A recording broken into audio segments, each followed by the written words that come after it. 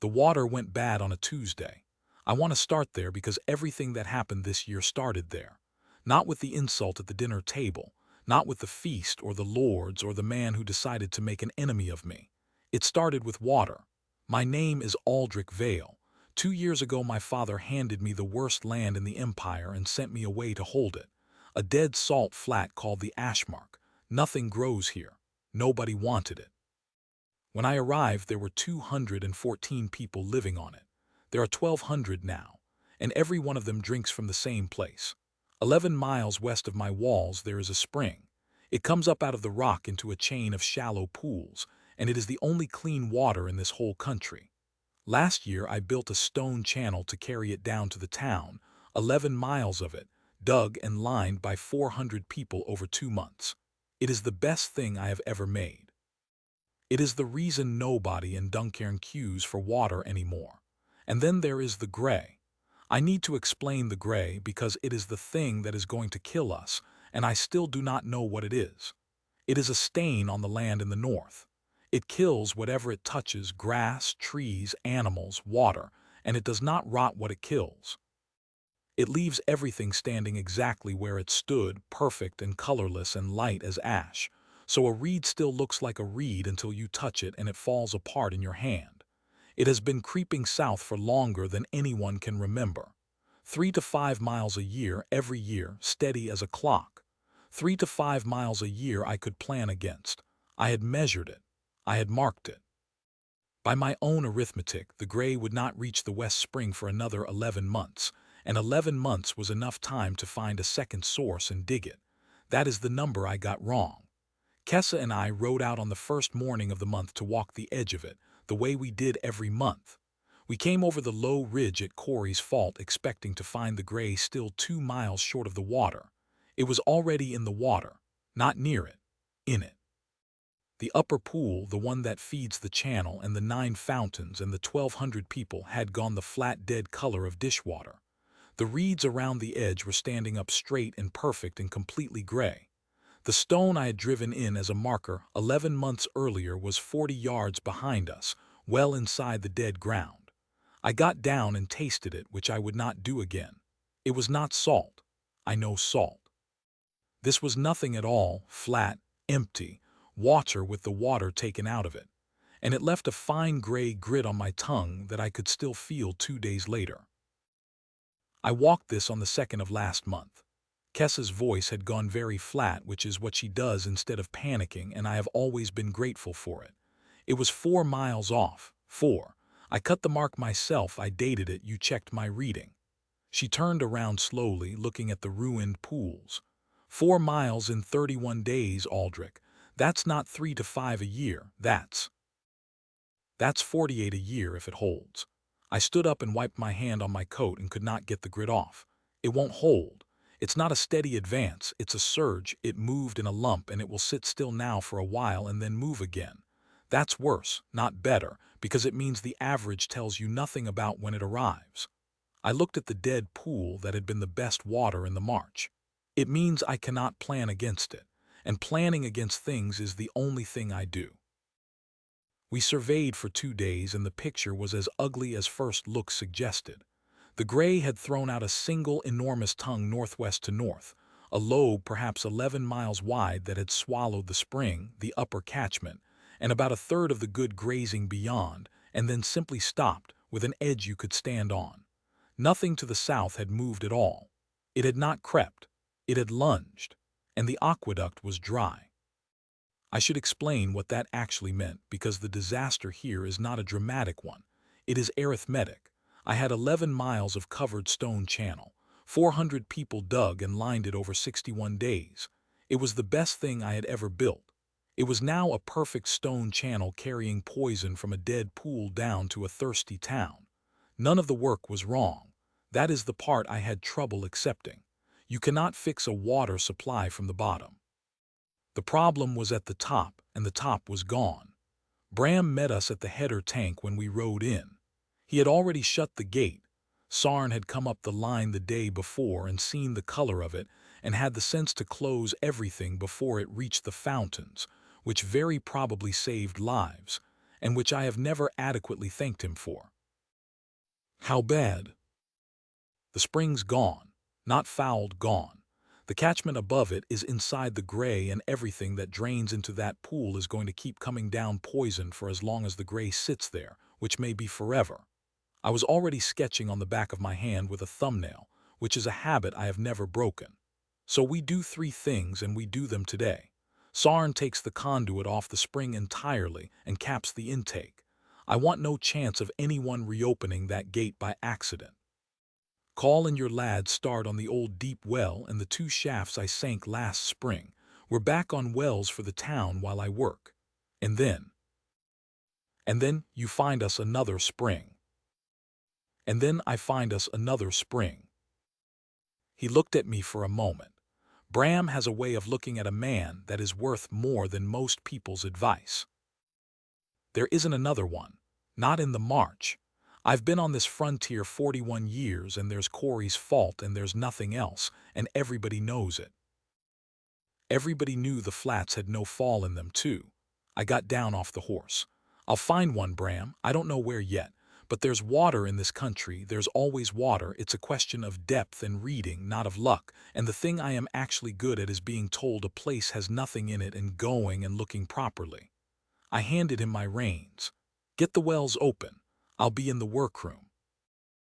I want to be honest about how that sounded, because it sounded better than it felt. I was not calm. When I am frightened, I break the problem into small jobs and start on the first one. I have never worked out whether that is courage or just a very good way of not looking at the thing. 1,200 people, no spring. And a wall of gray 11 miles wide sitting where my water used to be, that had covered 4 miles in 31 days and might do it again next month or not for a year, and no man alive could tell me which. That was the morning of the 11th. The invitation came on the 14th. It arrived in the hands of a herald in cloth of silver, which on the Ashmarch is roughly as appropriate as arriving in a ball gun at a house fire, and it was the single most beautiful object anyone had brought into Duncairn in 2 years. Thick cream paper, gold along the edges, a heavy red wax seal hanging from a silk ribbon, stamped with a stag under a crown. That crest is House Rennick of Thornhold. Every child where I grew up learns it before they learn to read. For 3 generations, the Rennicks have been the family my family measures itself against. Osric read it aloud to me in the workroom while I was elbow-deep in the water problem, and I did not look up for the first half of it. Lord Perrin Rennick, Warden of the Kelmere, sends greeting to his neighbor Aldric, Baron of the Ashmarch, and desires the pleasure of his company at Thornhold Hall upon the first of the new moon, that the lords of the western frontier may at last be known to one another, and take counsel together as friends and neighbors ought, in this season of many difficulties. The lords of the western frontier, Osric repeated, plural. That was when I looked up. Say that again.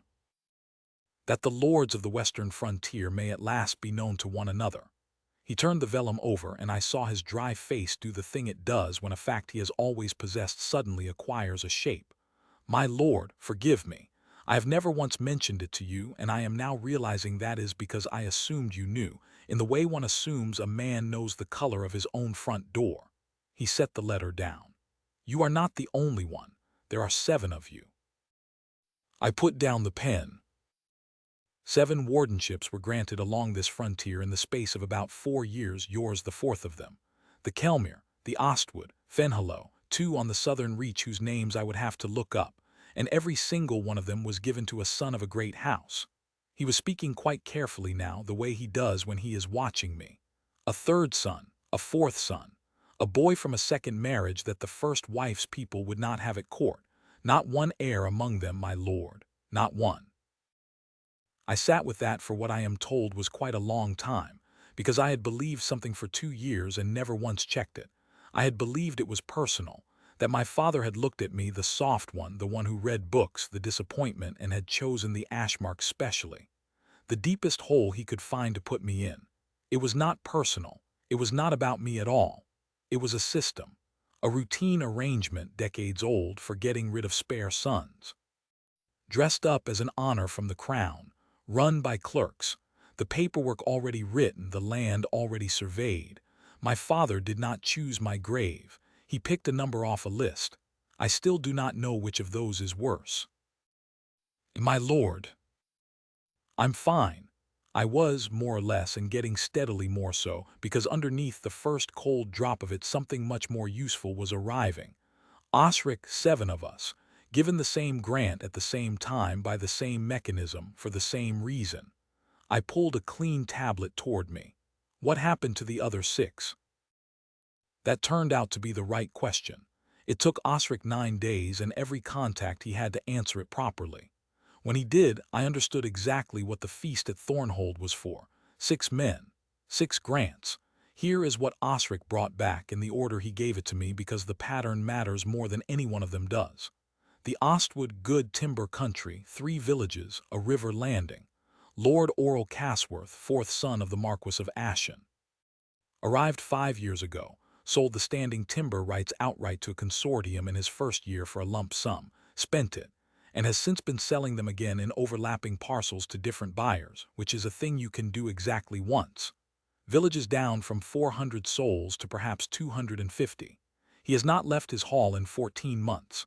Fenhalo, the richest of the 7, wet ground but deep soil, and the only one with a real market town. Lord Eston Vare. Bored not cruel, has spent 5 years hunting, has fathered a great many children on a great many women, is genuinely and universally liked, and has never in his life signed a document he read. His steward runs Fenhalo. His steward is a thief, and Fenhalo is nonetheless the best run of the 6, which tells you something about the other 5. The southern reach, 2 grants, Lord Merrick Call and Lord Danwy Firth. Both nearly bankrupt, both in debt to the same Blackmore moneylender, both terrified of their fathers, neither has raised a single work in 5 years. Harrogate, remember this one. Lord Gaunt Eimer, 3rd son of the Earl of Sable. His land is quiet, his income is steady, his villages are still standing, and Osric's people could not get a single villager to say a single word about him, not in any village, not for any amount of money. People do go quiet about a good lord. They do not go quiet like that. I made a note of it and left it alone. I will come back to Harrogate later, and it is not a pleasant story. And the Kelmere, the largest and best-watered grant on the western frontier, 4 villages and 1,100 people, given to Lord Perrin Rennick, 4th son of the Duke of Thornhold, whom I have known since I was 9 years old and who has disliked me since he was 10, for reasons that were never really about me either. The Rennicks and the Vales have been circling each other for 3 generations, 2 great houses of about equal weight, close enough in rank that neither can ignore the other and neither can swallow the other. That is the worst possible distance for 2 families to stand at. Our fathers hated each other comfortably, the way men do when they are never actually going to fight about it. So they put us together as boys. Every tournament, every ceremony, every miserable summer gathering for 11 years. Perrin was handsome at 9 and beautiful at 15. He rode like he had been born on a horse. He could make a room full of grown men laugh. Every adult in both households adored him. And in 11 years he never once managed to get a reaction out of me. He tried very hard, boys do. And not caring is the most infuriating answer there is. I was not being noble about it. I genuinely did not care. By the time we were 15, he had stopped seeing me as a person. I was a door that would not open.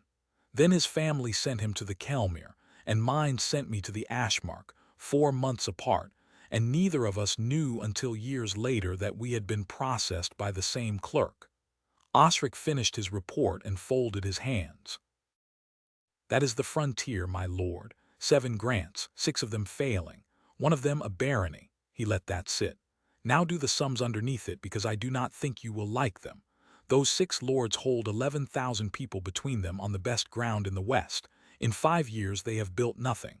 No walls, no wells, no schools, no roads, no militia, and they have lost about 1/5 of their people. A pause.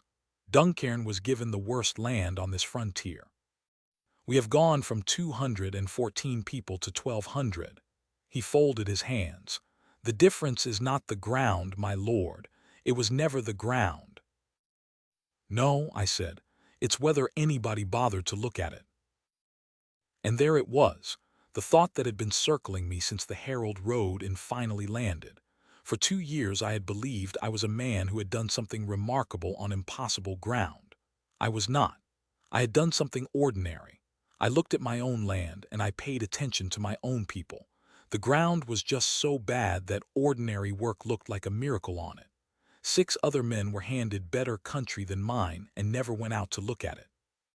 That is not a flattering thought, whatever it sounds like, because it means the difference between a barony that works and 11,000 hollowed-out people on the best soil in the West is not talent. It is not the system in my head. It is not some hidden gift. It is attention. That is the whole of it. Attention costs nothing. Every one of them could have spent it. Not one of them ever did. I looked at the beautiful gilt-edged invitation on my workroom table, from a man who had disliked me for 13 years, arriving 11 days after the gray ate my water supply. Well, I said, I suppose I'd better go and meet my colleagues. Kasia read the invitation twice, turned it over, held the pendant seal up to the window, and said something I did not expect. Who paid for this? It's an invitation. It is 11 invitations on cut vellum with cast pendant seals on woven silk, carried by liveried heralds in cloth of silver to 7 separate wardenships across a frontier. She dropped it back on the table. I have arranged a great many of these. That is not a letter, Aldric, that is a campaign, and the heralds alone cost more than your entire militia earns in a season. She sat down. So, who paid for it? Because I have read Osric's report on the Kelmir and Perrin Rennick, could not fund that out of his revenues if he sold his horses. I did not get there first. Kasia did from a seal and a ribbon in about 90 seconds. I stopped being embarrassed about that a long time ago. I read ground. She reads money and display, and that is a language I have never spoken well. His father. Possibly, Duke Rennick has the coin, but a great house does not usually finance a 4th son's dinner party on a frontier it regards as a rubbish heap. She tapped the vellum. There is a second possibility, and I want you to sit with it before you dismiss it. Somebody with a great deal of money has decided that it would be useful to have all 7 frontier lords in one room, with you in it, at a table hosted by the one man on this frontier who has hated you since childhood. She looked up. That is not a coincidence I would bet a horse on, let alone a barony.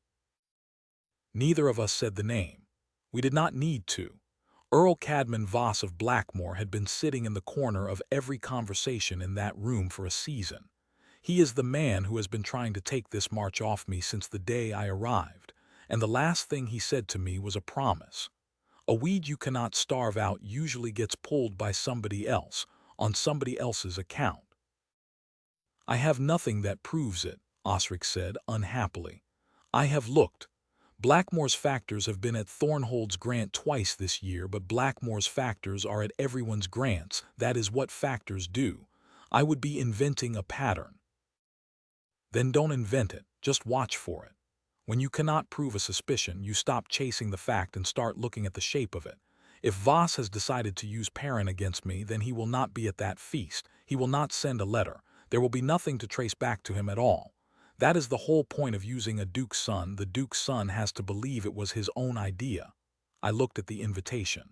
So the only place it will show is in the money. Osric. I don't want to know who Perrin has been talking to. I want to know who has been paying his bills. That I can do. And you have to go, she said. I want to be clear about that because I can see you doing arithmetic about the spring and I know exactly what you are about to say. She held up a finger. 7 wardens. If 6 of them meet and take counsel and one of them is absent, then whatever they decide about the frontier, they decide about you, and you will hear about it afterward from a herald. Refuse a neighbor's invitation on a frontier this thin and you are not a busy man, you are an enemy. You cannot afford 6 more enemies, Aldric. You currently have an earl. She was right and I said so. Then she went quiet and it was a different kind of quiet. What? My father will be at Thornhold. She said it evenly. Not as a guest, Highmore borders the Kelmere at its southern tip, and Perrin has invited him as a neighboring landholder, which is entirely correct and which he will accept, because he has spent his life accepting things that are entirely correct. A pause. I have not seen him in 14 months. He has written 4 times. I have opened one of them. I did not ask what was in the letter. I asked once in the spring. She told me politely and very precisely that she would tell me when it was useful for me to know, and that until then it was hers. I have not raised it since. Some people you push. Some people you just stand next to. I worked out early which one Kasha was. Do you want to come? I am coming. Immediately, flatly, no possibility of discussion. There will be 6 great houses worth of politics in that hall, and you will be looking at the drains. Somebody has to work the room. Then, and this was the only crack in it, and I would rather see my father in a room with 200 witnesses than alone. I spent the 4 days before we rode doing 2 things. I am going to write down both of them, because the second one is not flattering, and I would rather be honest about it than have anyone think I walked into that feast by accident. The first thing was the water. I will not stretch that out here, because the answer did not come for another 3 weeks. But I want it on the record that I spent every daylight hour of those 4 days out on the survey.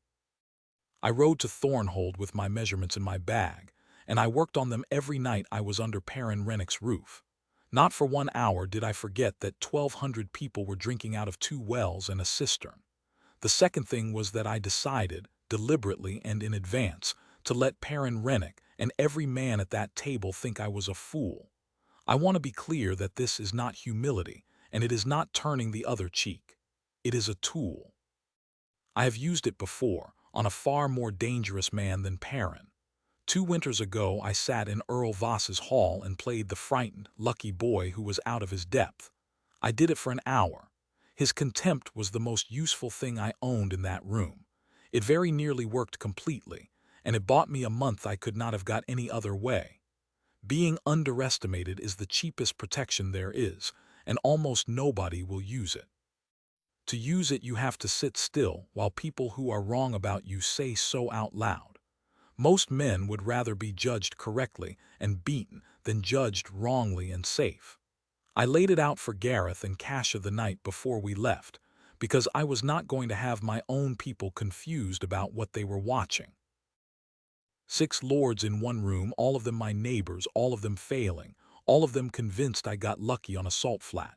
If I walk in there and defend myself, I have started a contest, and a contest at another man's table in front of his faction on his ground is a contest I lose no matter what the facts are. I checked the strap on my saddlebag. So I'm not going to defend anything. I'm going to agree with them. Everything they say about me, I'll say it better. And while they're enjoying that, I am going to find out precisely what is wrong with every single one of those 6 grants. Because a man who has decided you are stupid will tell you absolutely anything. And when they go too far, they won't go too far. They'll go exactly as far as men like that go, which is to say they'll be rude to a man who outranks them and then feel very brave about it. I shrugged. I've been called worse by better. It costs me nothing. Gareth looked at me for a while. He has a way of not saying something that is louder than saying it. My lord, I've served 4 houses and I've watched a great many clever men sit still and take it, and I'll tell you the flaw in the plan since you asked me to be useful. He set down the harness he was oiling. It works right up until they insult something you actually care about. And you don't care about yourself, which is a fine trait in a lord and makes you very hard to bait, but it means you've never once had to find out where your line is. He picked the harness back up. So find out before we get there if you can. Because if you find out at the table, everyone finds out with you. I told him it wouldn't come to that. I have thought about that conversation a great many times since.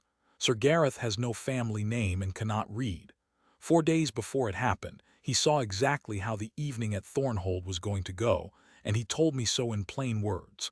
I did not listen because I was too pleased with my clever plan. There was a third thing, and it is the reason there is an army in the rest of this story. I had better explain what I had spent the last 8 months building. After the second battle, Duncairn had 400 men who could hold a wall. Any lord on this frontier would have called that a militia and been satisfied. I was satisfied too, for about a year. Then the Grey moved 4 miles in 31 days, and I sat down and worked out honestly what I actually had. What I had was 400 frightened farmers. Once, on their own ground, behind a wall I designed at dawn they had held for a morning. That is not an army. That is a lucky afternoon. So I spent the winter and the spring building something else. I want to be careful here, because when I describe it, it sounds like nothing at all. There is no invention in it.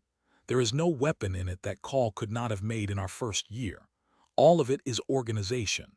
Organization is the cheapest thing in the world, and nobody on this frontier had ever thought to spend any. It started with Gareth in the workroom. On a night I asked him a question nobody had ever asked him. In 40 years, what's the one thing you've watched every army you served get wrong? He thought about it for a long time, long enough that I got up and poured him something. There's no one between the Lord and the men. He turned the cup without drinking. That's it. That's the whole of it. You've got a lord, and under him you've got some knights who are lords in little, and under them you've got 600 lads with spears who have never been told anything except stand there and go forward. And the moment the lord goes down, or the line bends somewhere he can't see, there is nobody, not one man in 600, whose job it is to decide anything. He looked up. I've watched 3 battles lost that way, not to a better enemy, to nobody being in charge of the left. I've been given a lot of gifts on this frontier. That one changed my whole year, because it is the same problem as the aqueduct. Exactly the same problem. 11 miles of trench and one of me, 600 men and one lord. You cannot be everywhere, and the answer is never to try harder. The answer is to build something that gets it right in the places where you are not standing. So we built one. We made sergeants. That was the first change and the biggest, and it caused the most arguing. 28 men. Gareth and I picked every one of them on whether they were good at it, not on birth, not on size, not on who shouted loudest. We pay them all year round, whether there is fighting or not. Nobody on this frontier does that, and Osric argued with me about it for a fortnight. Each sergeant got a section of 8 to 10 men that was his, permanently, by name, and each of them got the authority to make a decision without asking me. Gareth had to explain that part 4 times before any of them believed it. We wrote the drill down, actually wrote it on paper. A fixed set of movements, always the same words, always the same result. It means a man from one section can stand in another section's line and know exactly what is about to happen. Nobody writes drill down. It had never occurred to anyone here that you could. We made all the equipment the same. Call and I settled on one length of spear, one shield, one set of fittings. Any part fits any other. Any smith in town can mend any man's gear. That took an argument with 40 men who all preferred their own spear. It was worth every hour of it. A company that can repair itself in the field does not have to go home. We started digging in every night. Nobody understood this one, including Gareth, until the first time it saved us. When the companies go out even for 2 days, even 9 miles, even inside our own land, they build a camp. A ditch, a bank, sharpened stakes along the top. The same layout every time. 90 minutes of work, then food, every night. No exceptions, no discussion. It does not matter whether anyone thinks there is a threat within 30 miles. Men who have marched all day hate doing it. They hated it for 2 months. They stopped loathing it the night a Reaver scout party found 400 sleeping men behind a ditch and stakes instead of in the open, and went away again without trying. And we made rules about where men dig the latrines. This is the one I can explain least and would give up last. Latrines are dug downhill and downwind of the camp. Drinking water is taken from upstream of everything, never from a standing pool, and boiled first. Every man washes his hands before he handles food for anyone else. The camp gets moved on a schedule instead of sat in. I cannot tell anyone here why any of that works. What I know about dirty water and sickness would sound like sorcery or madness, and I have learned not to try. So I gave it to them as discipline.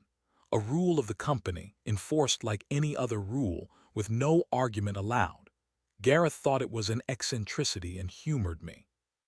Then we spent 11 days in the field in the wet in early spring.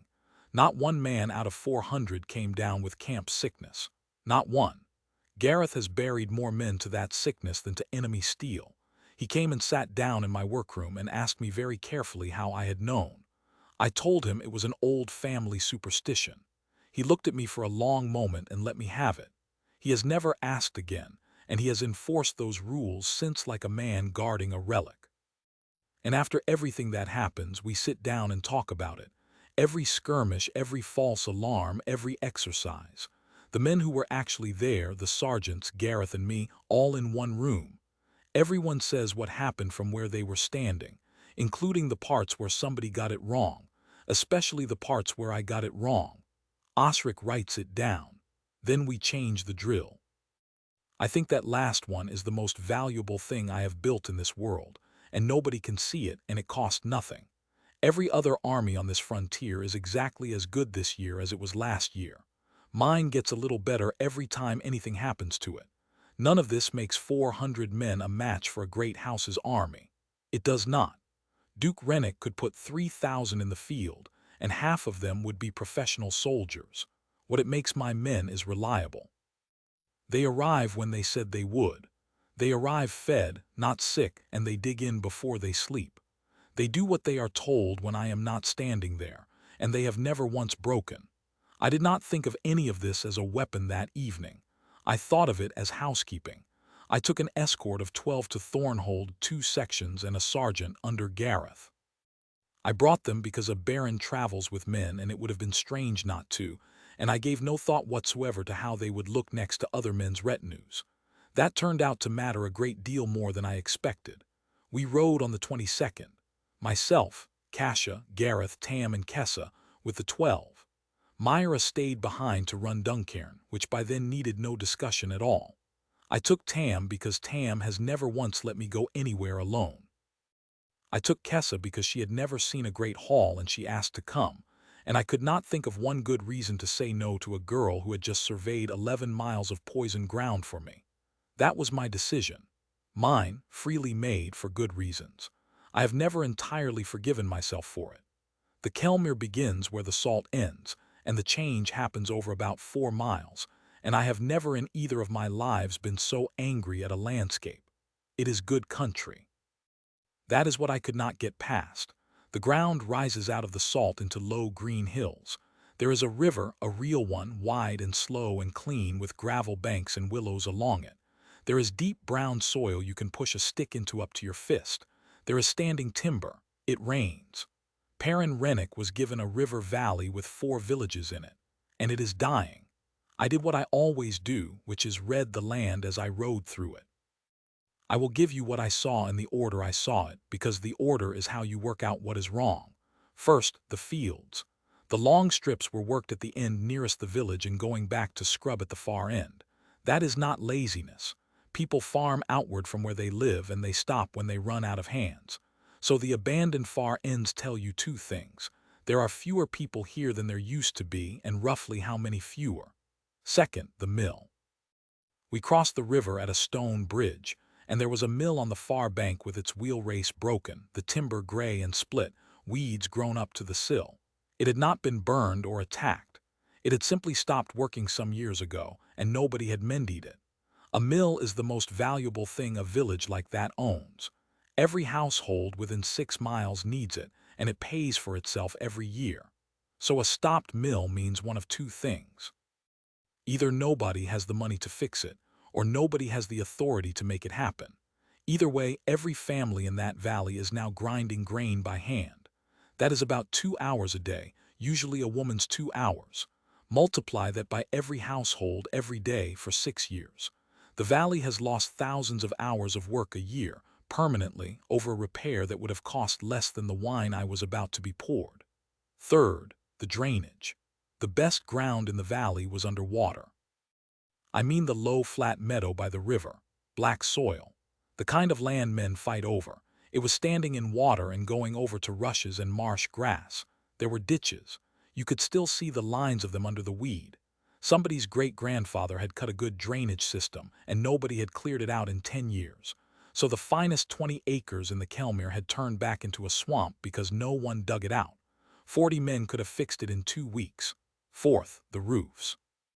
Thatch in the villages patched with turf, which is what you do when you cannot get reed or cannot pay the thatcher, and no new building anywhere. Not one new-cut beam, not one fresh course of stone in 4 villages. And fifth, the people. They came out to look at us because riders are an event. They were not starving. I want to be fair about that. This was not Blackmore. Nobody was dying.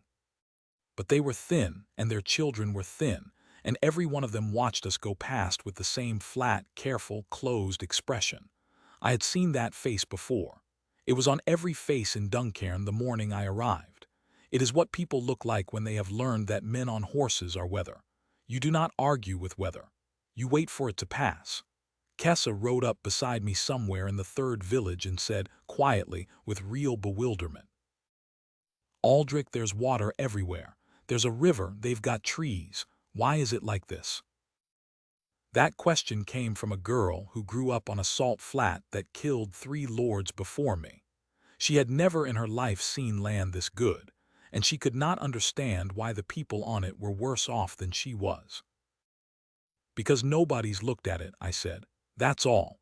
There's nothing wrong with this valley that 400 people and 1 competent season wouldn't fix. The mill's a fortnight. The ditches are a fortnight. The thatch is a summer." I nodded at the abandoned strip hens. "Every single thing I can see from this road is a solved problem that nobody solved." "That's worse. That's so much worse than the flats." "Yes, it is." I got the rest of it from a cart driver, and I want to be very clear that I did not extract it, interrogate him, or trick him. I asked a man if he wanted a hand. On the road out of the 3rd village in the rain, we came up behind a heavy cart stuck in a rut. An old man and a boy were trying to lever it out with a fence post that was never going to hold. So we stopped.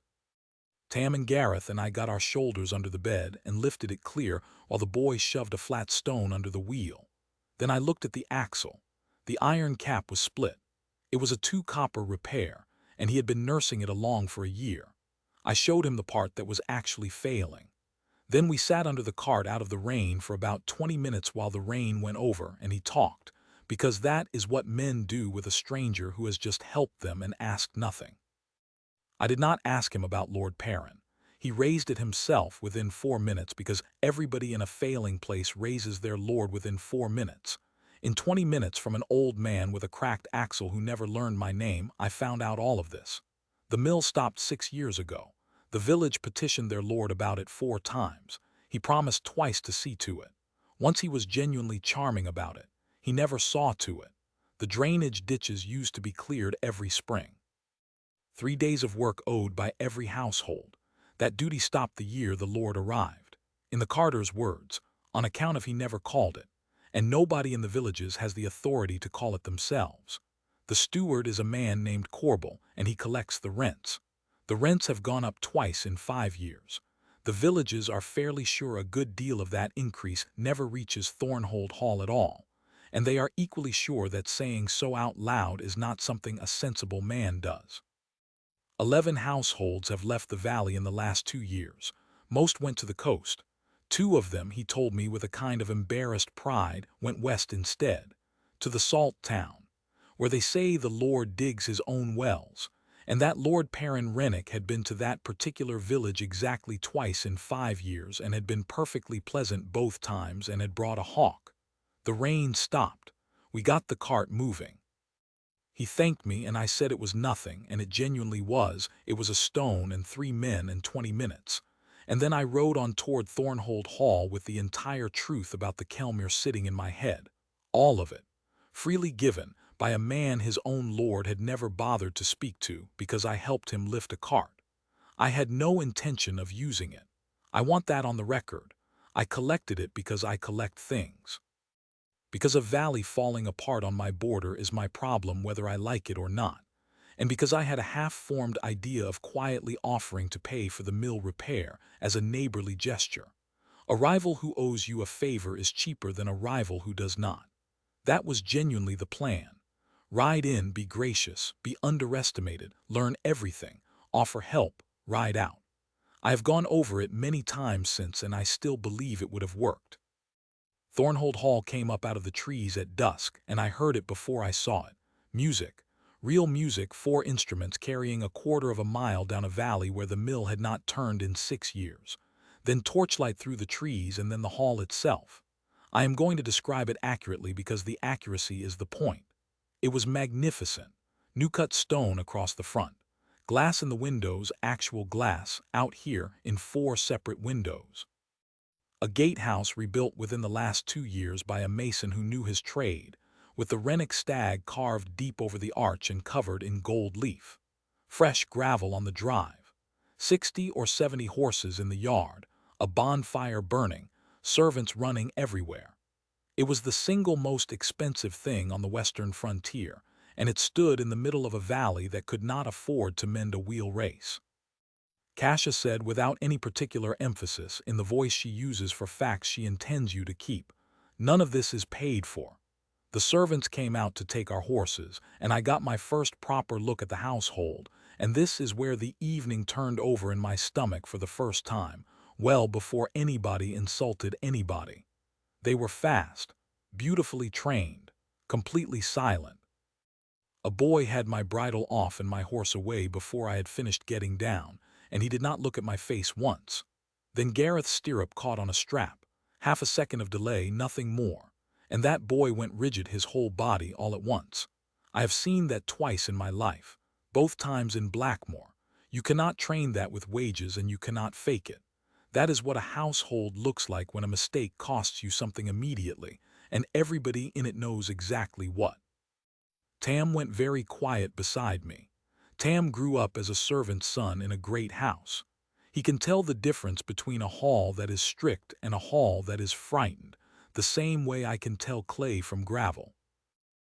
"Aldric," he said very low, "I don't like it here." "No," I said, "nor do I eat well. Keep your head down and stay near Gareth." Then the great doors opened. Light and music and the smell of roasting meat came out into the dark, and at the top of the steps, arms spread wide, with a delighted and completely charming smile on his handsome face, stood Lord Perrin Rennick, 4th son of the Duke of Thornhold. He had been waiting 5 years for this.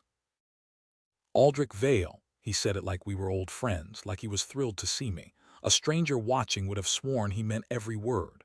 "By God, look at you, look at you. Gentlemen, gentlemen, come and see. The famous Baron of the Ashmarch has come down out of his salt at last." He came down 2 steps and took my hand in both of his, warm as a brother.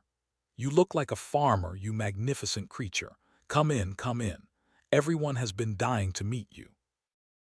Behind him, filling the doorway, 6 men in very good clothes were already smiling, so I let my shoulders drop half an inch. I put on the pleased, slightly overwhelmed face of a country lord who has never seen glass in a window before, and I said it was very kind of him to have me. And in we went. The hall was hot and bright and very loud. I want to describe it properly, because everything that happened later that night rests on what I saw in the first 20 minutes. There were about 40 people in a room built for 60. 8 of them mattered. Those were the frontier lords, the other men who had been sorted into the same batch as me 5 years ago, without anyone ever telling me there was a batch. The rest were servants and retainers, a few local knights, about a dozen women of the household, and 2 merchants who had the careful, watchful stillness of men who are owed a great deal of money. There were more candles burning in that hall than Duncairn used in the whole of last winter. Real wax, not tallow. I know what wax costs. Perrin walked me down the length of it with a hand between my shoulder blades, the way you would steer a large friendly dog and name them off. Lord Fenwick Auber of Coombe, 26, 3rd son of a count, red-faced, already drunk and very happy about it.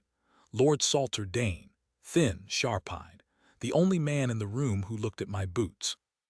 The Ormont brothers, Wynne and Callis. They were given neighboring grants and have spent 4 years suing each other over a bridge. Lord Idris Hale, 20 at most. He went red when I looked at him. It was obvious they had decided he was the joke of the evening before I ever arrived. Lord Bertram Voice, fat, 40, somebody's cousin. He has held his grant longer than any of them and has plainly given up entirely. And a seventh standing apart from the rest by a window, holding a cup he was not drinking from, Lord Aldous Crane. I could not read his face at all, which is exactly why I made a note of him. 7 of them, 8 with me. 7 great houses, 7 surplus sons, 7 inconvenient boys handed a title and a wagon and a stretch of the map that nobody sane wanted, all within about 6 years of each other, all of them still out here. For 5 years I had believed my father did something specific and personal to me. Standing in that doorway, I understood that he had just done the usual thing. The way you send an old horse out to a farm in the country. Somewhere in the capital there is almost certainly a clerk whose whole job is arranging it, with a ledger, and a standard form of words. I'm not sure why that hurt as much as it did. It should have been a relief. It was not hatred. It was not personal. I had not earned it. But there is something worse than being hated by your father. It is being processed by him. I put that away for later. I had work.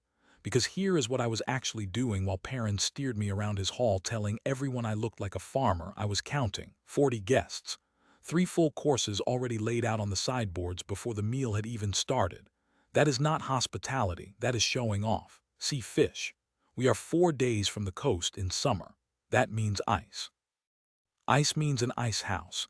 And an ice house means either a great deal of money or a great deal of somebody else's labor. And sugar. An entire castle sculpted out of sugar, 3 feet high, sitting in the middle of the high table like a trophy. Sugar. Out here. I could not have bought that one ornament with 2 months of everything Duncairn earns, and I run the only business on this frontier that actually makes money. Wine from Lomark in glazed jars, not skins. 11 servants that I could see in matched livery, new made. The dye was even, which means 1 dyer, 1 batch this year. And every single one of those servants was thin. Not lean. Thin. There is a particular hollow under the eye that I have seen often enough out here to spot across a crowded room. 8 of the 11 had it. The 3 who did not were the older ones, and they were the ones serving at the high table where the guests could see them. So here is what I had in front of me. A household spending like a duchy and feeding its own people like a man in debt. A hall refaced in cut stone 2 years ago, and tenants living in barns with the thatch fallen through. Glass in 4 windows and a mill sitting broken 11 miles back down the road. Kasia had said it coming in, and she was right. None of this is paid for. Somebody was paying for Perrin Rennick. By the time I had crossed his floor, that was not a suspicion anymore. It was arithmetic. A 4th son's allowance does not buy this, even from a great house. And I had ridden through his land that morning. It was producing maybe 1/3 of what it should. So the money was coming from outside. It was a lot of money, and it had started recently. I did not yet know whose it was. I was about 6 hours from finding out, and I was going to find out in the worst possible way. They took us out into the courtyard before the meal, because Perrin had something to show us, and he had been visibly holding it in since the door. Now, gentlemen, before we eat, I have something you will want to see, and I refuse to be reasonable about it. There were torches burning in brackets and a space cleared at the far end of the yard. 4 of his men were fussing over something under an oiled cloth, sitting on a low timber carriage. I knew what it was before they pulled the cloth off. I had heard about them my whole life in this world and never once stood next to one. A cannon. I want to be careful here, because this matters more than anything else that happened at that feast, and I very nearly walked past it. Cannon exist here. They have existed for about 110 years. Everyone knows what they are, in the same way everyone in my old life knew what a submarine was. A fact about the world that has nothing to do with you. They belong to the crown, to the great houses, and to the rich port cities. They turn up in sieges you read about in somebody else's chronicle. They cost a fortune. There are maybe 5 places in the whole empire that can cast one, and the powder costs more in a year than the gun cost to buy. Which is why there are none on this frontier. Nobody out here can mend a mill, let alone buy artillery. In 5 years in the Ashmarch I had never seen one, never met a man who owned one, and never had a conversation where one might have come up. We fight horse thieves and things that crawl out of the salt. You do not shoot those. You put a spear in them. A spear is cheaper, and a spear works in the rain. So this was the first time in this life I had stood within 10 feet of a gun. I looked at it exactly the way Perrin wanted me to, which was fortunate, because it saved me the trouble of arranging my face. He thought I was gawping like a peasant. I was gawping, just not at what he thought. It was 6 feet of cast bronze sitting on a heavy timber bed, with the Rennick stag on the back of it and a lot of decorative scrollwork. It was beautiful, the way an expensive thing made by proud people is beautiful. And I stood there in the torchlight with a cup in my hand and my mouth slightly open, and I thought something that frightened me a little. That is 110 years old, and it has never once been improved, because I could see it. Everything wrong with it was on the outside, where anyone could look. Start with the barrel. They did not drill that hole. They cast the gun around it in a mold in 2 halves. You can see the faint line down the outside where the 2 halves met. Which means there is a seam on the inside too. Which means the hole down the middle of that barrel is not a true circle. It is roughly a circle, slightly oval, slightly wider at one end. And it is unique. No other gun in the world has quite the same hole. So the iron ball has to be cut by hand to fit that one gun, and it has to be cut loose because you cannot drop a perfectly round ball down a hole that is not perfectly round, which leaves a gap all the way around the shot. So when you fire it, most of the force screams out past the ball as hot gas instead of pushing it, and the ball comes out of the muzzle spinning at random, depending on which side of the barrel it bounced off last. That is why nobody can hit anything with it. Then the mountings. A cannon pivots on 2 short stubs, one on each side. On this gun they had been cast too low below the middle of the barrel. So every time it fires, the whole thing tries to twist the wrong way and beats itself to pieces against its own carriage. And there is no aiming gear at all. None. There is a wedge. A man hammers a wooden wedge underneath the back of the barrel to lift the front of it. Then he squints down the length. Then he hammers it a bit further. Then he hammers it back. I looked at that wedge for a long moment. In my old life, I once spent 4 months getting one metal fitting right. 4 months for a gap you could not see with your eye, because if it was any looser, the whole thing would shake itself apart over time. And here in front of me was a machine that throws an 18-pound iron ball at a city wall. Its aiming system was a man with a hammer and an opinion. Cast at Vaunt, Perrin was saying to nobody in particular and to everybody at once. 2 years wait. My father's gunfunder would not take the commission until I doubled the fee. You will appreciate that, Vale, you being a man of industry. Laughter all round. We fire it twice a year on the feast days. Frightens the tenants half to death. He fires it twice a year. Of course he does.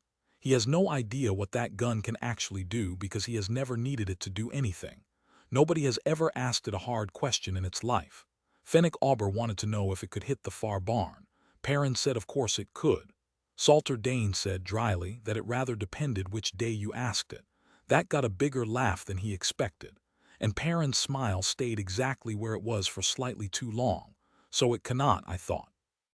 And he knows it cannot, and he does not know why, and neither does anybody in this yard, and they have all decided that is simply the nature of the thing. Then one of his men brought out the pair.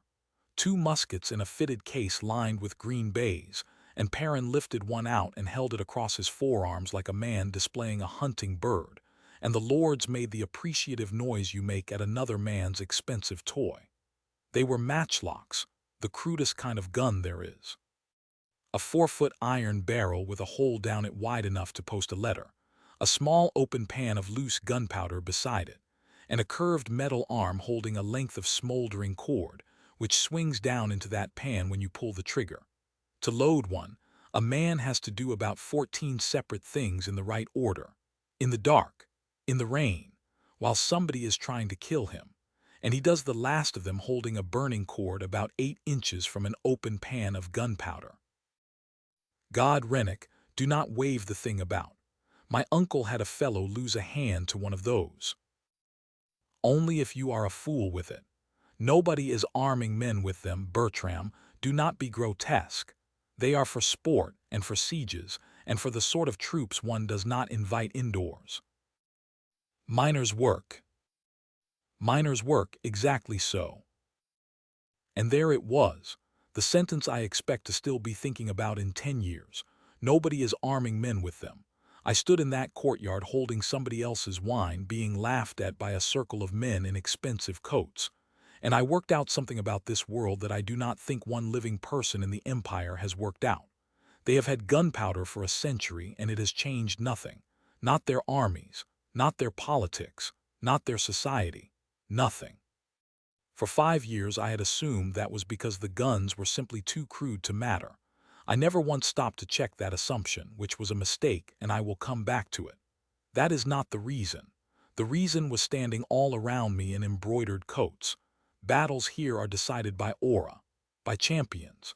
A knight at flame is worth a company of anything, and a blaze can break a line on his own, and everyone has either seen it or heard it from a man who did. When the deciding factor on a battlefield is individual excellence, and individual excellence runs in blood, and blood is the entire basis of who is permitted to rule, then a weapon that lets a farm boy with 6 weeks of training kill a knight from 80 yards is not a useful tool. It is an obscenity. It is the end of everything they are. So they made the big guns enormous and expensive and kept them behind walls where they belonged. And they made the small guns a joke, a poacher's tool. Miner's work, something you do not bring indoors. And then for 110 years not one person in this entire empire bothered to make either of them better. There was no honor in it, there was no money in it, and no man of standing would be seen doing it. Every other technology in my old world improved because 1,000 ambitious people pushed on it for 1,000 different reasons. Nobody has pushed on this one, not once, in a century. The entire field is lying there untouched, and the reason it is untouched is snobbery. Kasha found me a minute later at the edge of the torchlight and looked at my face, and then at the gun, and then back at my face. What? Nothing. Aldric, you have the expression you had at the aqueduct. I did not answer because there was no answer that would not have sounded insane, and because 6 feet away Lord Fennec Auber was explaining to Lord Idris Hale that the reason artillery misses is that iron is stubborn and does not like being told. Iron is stubborn and does not like being told. I made myself drink and look pleasantly baffled, and I filed all of it away. The seam in the mold, the mounting set too low, the wooden wedge, the loose ball rattling down a barrel that is not round, the 14 movements it takes to load a musket, and above all, nobody is arming men with them. I put every piece of it in the part of my head where I keep the things I am going to do, not this year, probably not next, but someday, quietly. In a shed with a door I keep locked. The Dominion gave me a survey and it read, bronze siege piece Vaunt Foundry, serviceable, bore cast rather than bored, untrue and out of round. Trunnion axis set below the central line, the recoil coupled destructive to its own bed. Elevation fitted, none. Effective accurate range about 110 paces. Range of this same mass and charge, if corrected, about 1,400 paces. And then the last line. This design has not materially changed in 109 years. The window hung there in the torchlight where only I could see it, and I read the last 2 lines twice. 1,400 paces. The gun in front of me could manage 110 on a good day if you asked it politely and it happened to agree. The same bronze, the same weight of powder, the same ball, and better than 12 times the reach for nothing but precision. No new metal, no new powder, no discovery of any kind whatsoever. A bore that is actually round, a ball that actually fits it, a trunnion in the right place and a screw instead of a hammer. 12 times, sitting there, unclaimed, for a century. I have had a number of moments in this life where I understood that I was holding something dangerous.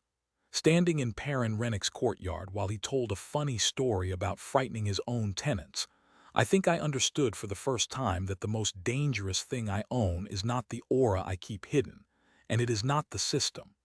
It is that I know how much of this world is simply lying about, waiting for somebody to measure it. Vale, Vale, you have gone quiet. Do not tell me the artillery has frightened you. It is a very fine gun, my lord, I said. I have never seen one before. Which was true, and which made all 7 of them laugh, and which I did not mind in the slightest. because it was also the single most useful sentence I spoke all evening. "No," he said, delighted, putting his arm around my shoulders and steering me back toward the hall and the light and the sugar castle and the thin servants. "No, I don't suppose you have. Come and eat, farmer." And I went in and let him seat me below the salt. There is a cellar of salt on the high table of any hall that wants to make a point. Everyone above it is a person. Everyone below it is furniture. They put me 11 places down, between a knight of Perrin's household who had been told not to talk to me and an empty chair. Gareth saw it happen. I watched his jaw set, and I watched him work out that he was going to say something, and I caught his eye across the room and moved 2 fingers on the tablecloth, which is a thing we have between us now, and he stopped. He sat down where they put him. He did not enjoy it. He ate very little, and he watched the room the way a man watches a river he intends to cross later. Tam they seated with the servants. Not a mistake. A message, and one they expected me to notice and be unable to do anything about. Cassia they seated 4 places from Perrin, because she is a Varin of Highmoor and blood is blood, and I wanted on the record that she caught my eye once as she went past, and her face was perfectly composed and absolutely murderous. "Do not," she said without moving her lips, "do anything." "I have no intention of doing anything." "You always say that in that voice, and then something happens." She was right, and she was about 3 hours early. Here is what I had decided on the ride down, somewhere between the second dead village and the cart driver, and had not told anybody, including Gareth, including Cassia. I was going to lose, deliberately, thoroughly, all evening. I was going to be exactly the man they had come to see, the hollow heir, the ditch digger, the poor relation from the salt who is quietly amazed by glass. I was going to laugh at the jokes about me. I was going to be vague about numbers. I was going to let every single one of them go home having confirmed everything they already believed, and I was going to say thank you at the door. Not because I am humble. I want to be honest about that. It was not humility. It was that a room full of men who think you are stupid will tell you things. That is the whole of it. That is the entire trick, and it is not even a clever trick. It is just one that requires you to be able to sit still while people laugh at you. In my old life, I sat in 11 years of meetings, and I learned that the most valuable seat in any room is the one nobody is performing for. Say nothing for an hour and people stop managing you. They stop choosing their words. They start talking as though you are a chair. And chairs, it turns out, get told everything. So, I let it cook. The first hour was the jokes, and they were not good ones. Fennec Auber wanted to know whether I had walked down. When Ormond asked whether it was true that I had dug a ditch with my own hands, I said yes. Several times, in fact. He could not get past it. He came back to it 4 separate times that evening like a man worrying a loose tooth because he genuinely could not fit the idea into his head. Every time he found it funnier. Every time I found it more useful. Somebody at the far end started calling me the ditch digger, not to my face but at the volume of a man who wants it to reach a face, and by the second course it was simply my name at that table. I smiled. I did not smile bravely, which would have shown I was enduring something. I smiled like a man who is a little slow and thinks he is included in the joke, which is a much more painful thing to do and a much better disguise. Perrin was cleverer than the rest of them, and I want to be fair to him about that because I do not think he is stupid, and I think the story would be more comfortable if he were. He never insulted me directly. Not once all night. He defended me, loudly, in a way that made everything much worse. Now that is unkind when, and I will not have it at my table. Vale works. Vale works. How many of us can say that? A pause exactly long enough. How many of us have had to? That is a real skill. He did that perhaps 9 times over 3 hours, and every time the room laughed harder than it would have at a straight insult, and every time he came out of it looking generous. If I had come there to win the room, I would have been dead by the fish course. I had not come there to win the room. By the second hour they had stopped performing at me, exactly as I had hoped, and started performing at each other. And I sat in the middle of it like a piece of furniture, and I listened, and I want to lay out what I collected, because none of it was hidden and none of it required cleverness. It required only that a man be willing to be laughed at for 3 hours without needing to answer. 1. Fenwick Auber of Coombe is in debt to a Lowmark house for a sum he mentioned twice, in different amounts, both times as a joke. The second figure was higher than the first, and he did not notice. Men do not misremember debts downward. 2. The two Ormond brothers hate each other so completely that Wynne drank from the wrong side of his own cup rather than pass the jug to Callus. 4 years of lawsuit over a bridge that, from the way they described it, could be replaced for less than they have paid their advocates. Neither will build it. Both will die not building it. 3. Bertram Voice has not visited the eastern half of his own grant in 3 years, and said so as a boast about how well it runs itself. 4. Lord Idris Hale, 20 years old, the joke of the table, said one thing all evening, and it was this: that his people had a wet year and he had let the tithe stand over until harvest. The table laughed at him for it. Salter Dane said something about a lord who cannot collect. And Idris went scarlet and looked at his plate, and I looked at Idris Hale and thought, there is a decent man in this room, and they are training it out of him in real time. I made a note of him too. A different sort of note. 5. Lord Aldous Crane by the window drank almost nothing, spoke twice, and both times it was a question. He asked Fenwick who held his debt. He asked Perrin when the Lowmark factor was expected. Nobody else in that hall noticed either question. I noticed both, and I have thought about Aldous Crane a great deal since, and I am still not certain what he is. 6. And this is the one the evening turned on.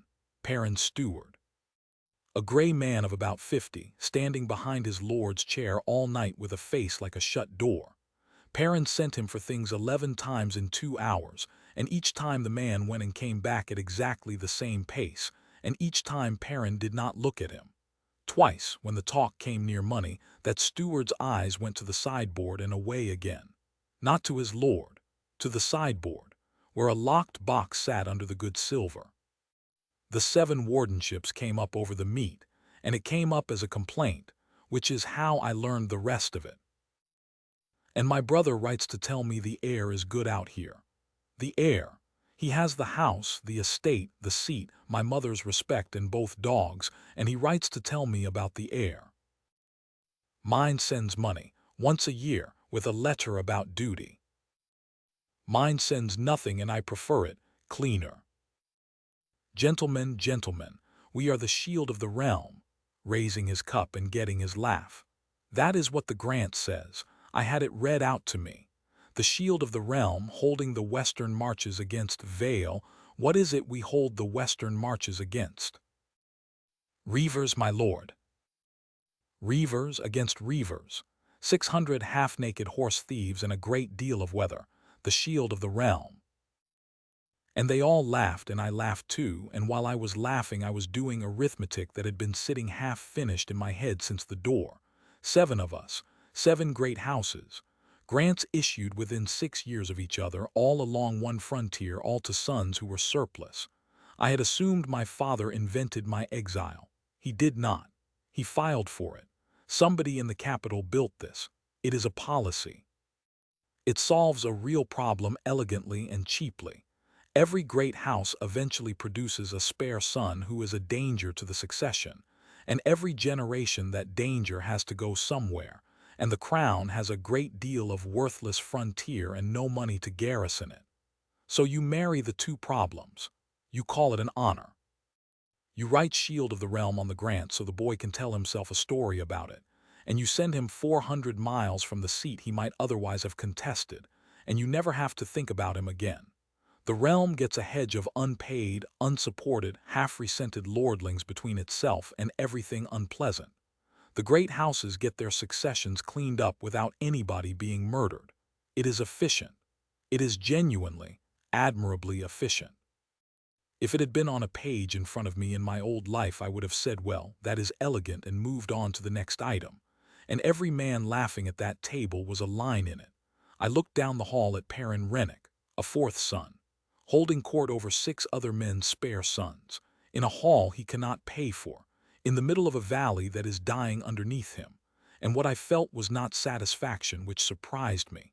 He does not know he is a policy either. The Dominion gave me tidings, and they were these. The wardens of the western marches were granted their charters under a standing instrument of the Crown Chancery. 7 charters remain active. Mine was the 6th issued. None of the 7 has ever been revoked, and none of the 7 has ever been renewed. I put my cup down slowly. None has ever been renewed. I read that 4 times while a man to my left explained to a man to his left why hunting dogs are better in the South. A charter that is never renewed is not a charter. It is a lease with no end date and no beginning of obligation, and I have signed enough contracts to know what that means. It means the party who wrote it never intended the arrangement to require any further attention. Not from them. Ever. They are not watching us. Nobody in the capital is reading a report about the Ashmarch. Nobody has read one in 5 years. There is no inspection, no audit, no renewal, no review, because we were never expected to do anything. We were expected to be somewhere. And I sat there below the salt, being called a ditch digger by a room of my own kind, and felt the whole shape of the next 20 years arrive in my chest at once. Because if nobody is watching, nobody is watching. Nobody is counting Duncairn's granaries. Nobody is counting its people, or its walls, or its trained men, or asking why a dead salt march has begun buying iron. There is no line in any ledger in the capital where the Ashmarch is expected to appear, which means there is no line where its absence will be noticed, which means for as long as the reavers stay quiet and the tithe goes out on time, I can build absolutely anything I like out here. They have given me the one thing an ambitious man can never buy, and they gave it to me as an insult, and they wrapped it in a joke. They gave me no attention at all. I looked up the table at Perrin, who was telling a story with his hands, and something went through me that was not anger. It was a good deal more dangerous than anger. I had to look down at the tablecloth for a moment until it passed. Then I let my face go back to being pleasantly slow, and I asked the knight beside me a question about hunting dogs in the South, and he was so surprised to be spoken to that he told me about them for 11 minutes. Kasia, meanwhile, was doing her own work at the other end of the hall, and doing it better than I was doing mine. I could not hear her. I could see her, and I could see the effect. They had seated her among people who saw her as a Varan first and a person second. So she spent an hour being exactly that, charming, well-connected, quietly reminding 2 separate men that her father's lands sit across the road their wool travels down, and somewhere in the second hour I watched her turn a conversation with Perrin's chaplain the way you turn a horse. Gently. The man never felt the rein at all. We had agreed nothing beforehand. We had not planned it.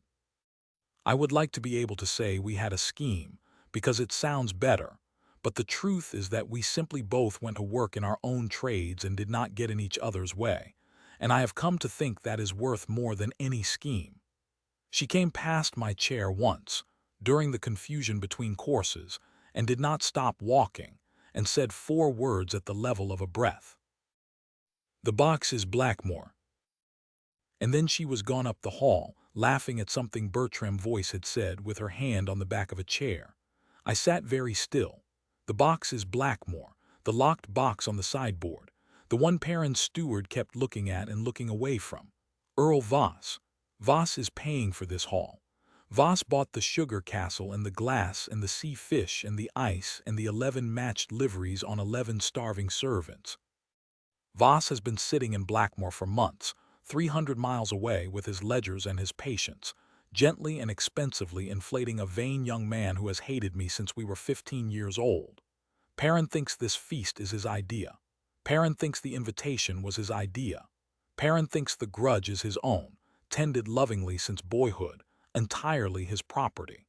And a man in Blackmore who has never once raised his voice at me has spent a season and a fortune arranging this. So that when the ditch digger of the Ashmarch finally gets put in his place, it happens in public, done by a duke's son, on his own account, out of pure personal spite that nobody will ever be able to trace back anywhere else. Clean hands, always clean hands. I understood the entire architecture of it in about 4 seconds, sitting 11 places below the salt with a piece of bread in my hand, and my very first thought was not fear and was not anger. My first thought was, I am 3 hours late.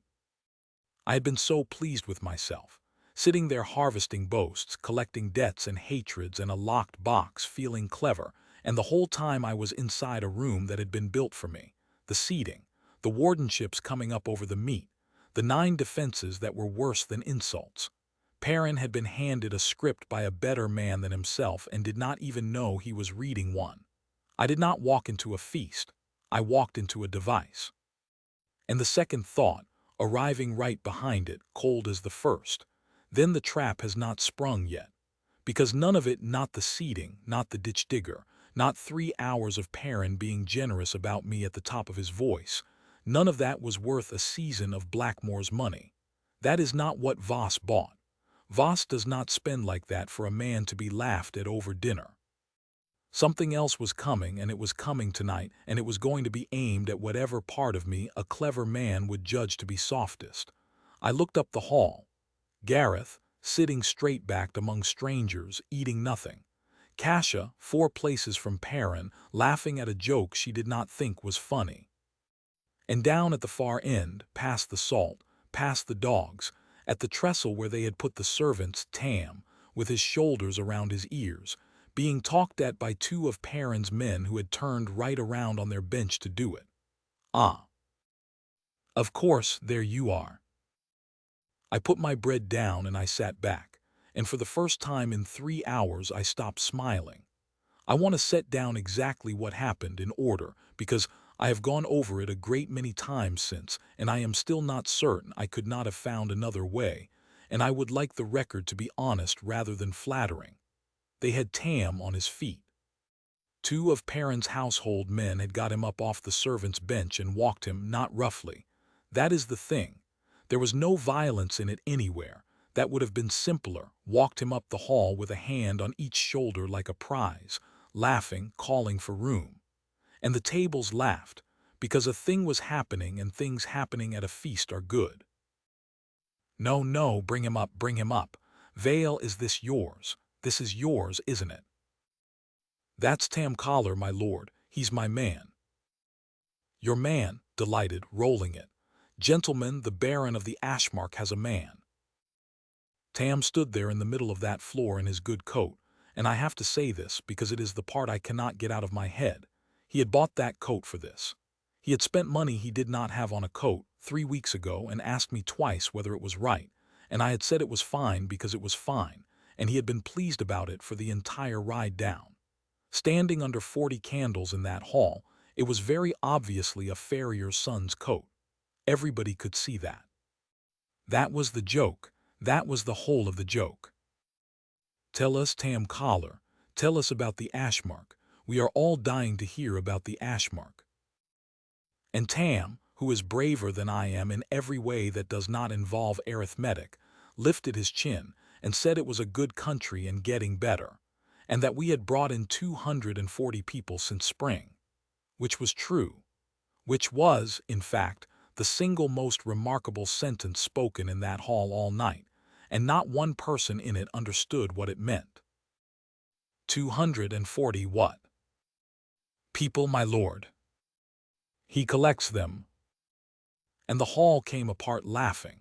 When Ormont was hitting the table, somebody down the far end shouted something about the ditch digger's kingdom of beggars, and Perrin let it run.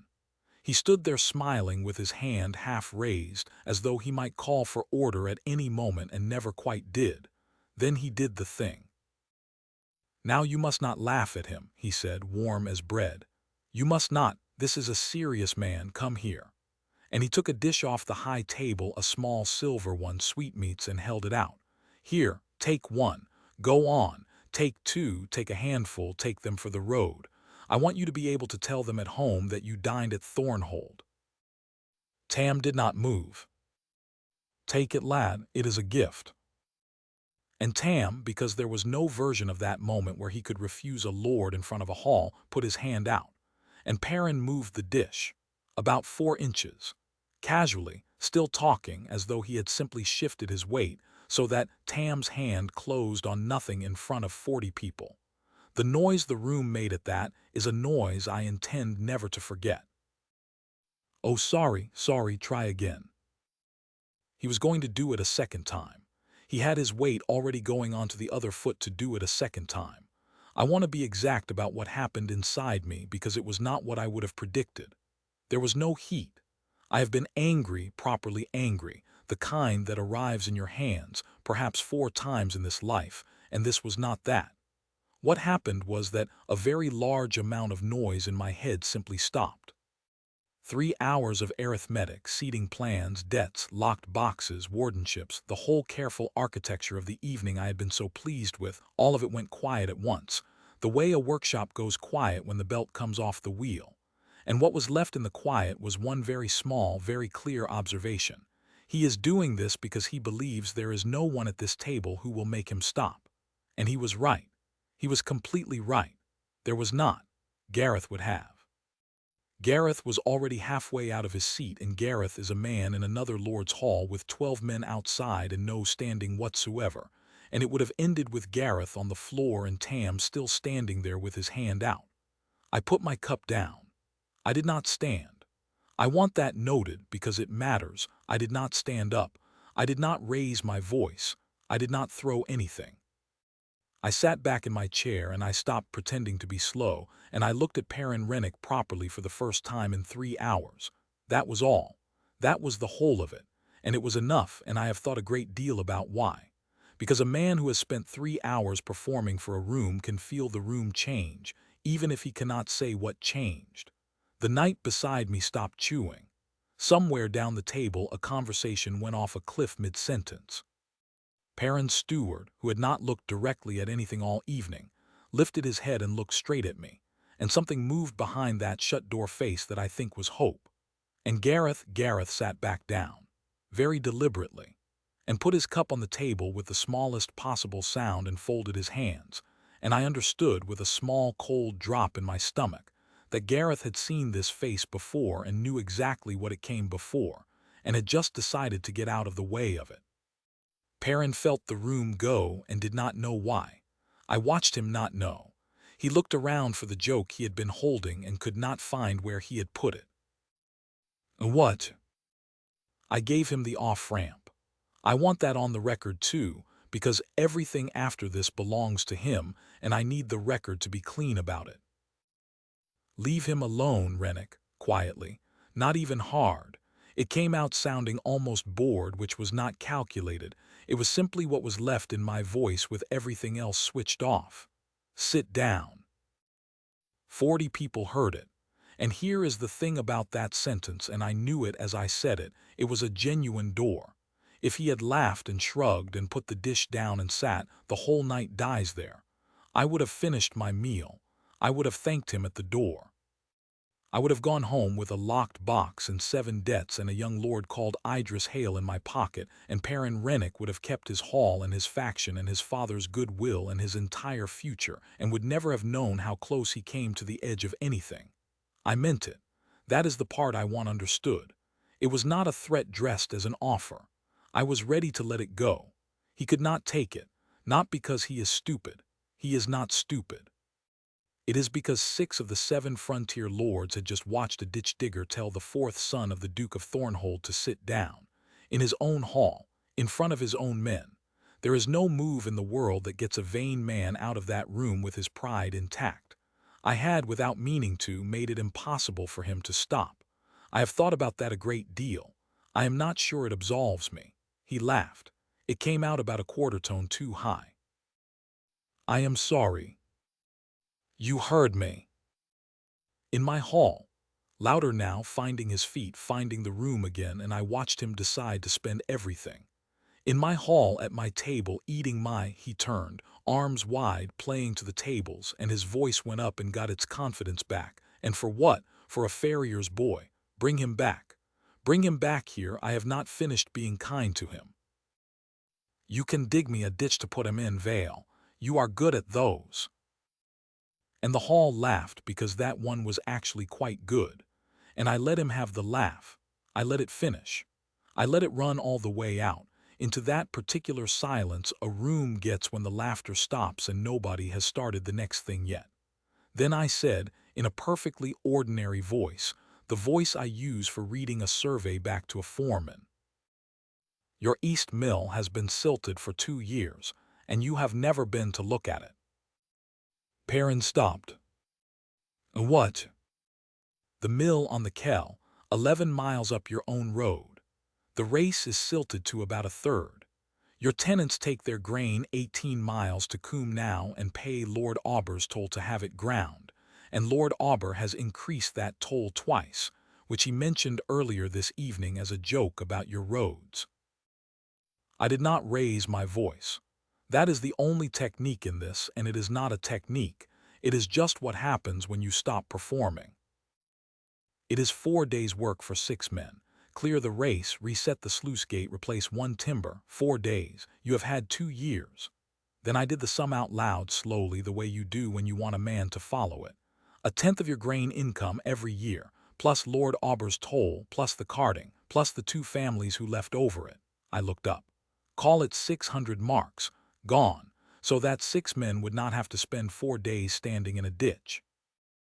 Nobody was laughing now. You have been spying on my. I rode past it this morning. It is beside the road. Anyone can see it. Your barley in the low fields is going down flat because your ditches have not been cleared, so the ground is sour and the roots are shallow. That is not weather, and it is not luck, and it is not the tenants being idle. It is drainage. It is 4 seasons of nobody clearing a ditch. I counted 11 fields between your boundary stone and your gatehouse, and 9 of them were doing it. Your bridge at the ford is sound in the piers and rotten in the deck, which means it will look perfectly fine right up until the morning it kills somebody. Probably a carter. Probably this winter. Highcombe has lost about 1/3 of its people. I counted the roofs. 14 dwellings with the thatch gone through and no smoke in a village of 40-odd. Those people did not die, my lord. That is the part I would want to know if it were mine. There were no new graves in your churchyard. They left. Between last winter and this one. Your people looked at your land and walked off it, and no one has told you, and you have not been to see. Somewhere on my left, Lord Salter Dane very slowly put down his knife. His face had gone a color I have not seen on a man before. You come into my house, and your steward is stealing from you. The hall went absolutely silent. I did not look at the steward. I want to record that I did not look at him, because if I had, they would all have looked at him, and I had already decided about 10 seconds earlier what I was going to do about that man. Not a great deal, steadily, for about 3 years at a guess, and I would say he started small and frightened and has since stopped being frightened, which is the usual shape of it. I turned my cup a quarter turn on the cloth. It will be in your own book, my lord. It always is. Look for a supplier you pay by the load rather than by weight, and compare what you paid last winter against what you paid the winter before for the same number of loads. Then look at where your candles are entered. You burn about 4 times what this hall can possibly use, and somebody is selling the difference. It will be 2 lines. It has been sitting in your own ledger for 3 years in your own house, waiting for you to read it. You have never read it, have you? He did not answer. He could not. There was nothing in the room for him to reach for, and I should have stopped there. God knows I should have stopped there. I had already won by any measure that matters. The correct move, the cold move, the one I would have advised anybody else to make, was to smile, say something gracious, hand him back just enough dignity to make him hate me quietly for 20 years instead of loudly for 2. I did not stop there. I want to be clear that none of this is clever, I said. I have not investigated you. I have not asked a single question about you of a single person. I rode down your road this morning in the rain with my eyes open, and everything I have just told you was lying beside it where anybody could see it. Your land is begging, my lord. It has good, deep soil, a river, standing timber, and people who wanted to stay. It is better country than mine by any measure that exists. I would take it in a heartbeat, and I would have it paying inside 3 years. And you have never once looked at it. That is all.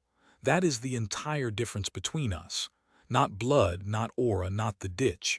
You have simply never gone and looked at your own ground. I stood up then.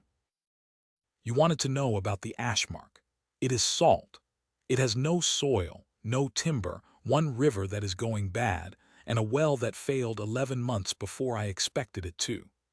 And 240 people walked across 100 miles of open country this spring to live there, past your valley, my lord, on your road, through your villages, because they heard that in Duncairn a man gets fed. That is not a joke about beggars. That is the only ledger any of this is kept in.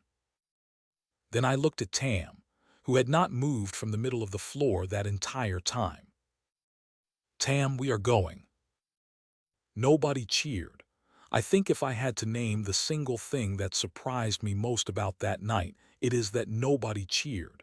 In every version of it I had ever half imagined on the ride down, and I had imagined it, I am not going to pretend otherwise, there was some sort of vindication in the room, a murmur, somebody catching my eye. There was nothing. 40 people sat in a bright hall looking at their plates, and the fire was suddenly very loud, and a man near the door coughed, and it sounded like a dropped pot. Because what I had actually done, in the language they all speak and I had spent 5 years failing to learn properly, was not win an argument. It was closer to arson. A guest had opened another man's accounts in his own hall in front of his faction. Whatever Perrin had done to Tam was a discourtesy, an ugly one, a cruel one, but a discourtesy, the kind of thing that happens at feasts and is repaired the next morning by both parties pretending to have drunk more than they had. What I did has no repair. There is no morning after it. Half of that room was privately delighted, and not one of them would ever say so aloud, and every single one of them had just watched what happens to a man who lets me sit quietly at his table for 3 hours. I had wanted them to underestimate me. That was the whole plan. It was a good plan. I had just spent it, all of it permanently, on a silver dish of sweetmeats. We got out. Perrin said nothing at all. I do not think he was capable of speech. His men did not know whether to stop us, and nobody gave them an order. So we walked the whole length of that hall, out through the doors and down the steps into the cold. The noise did not start up again behind us until we were nearly at the stables. Gareth had our horses out and the sections up before I reached the yard. He had not waited to be told, which is the entire point of the last 4 months of my life. 3 things happened in that courtyard before we rode, and all 3 of them mattered more than anything that happened inside. The first was the steward.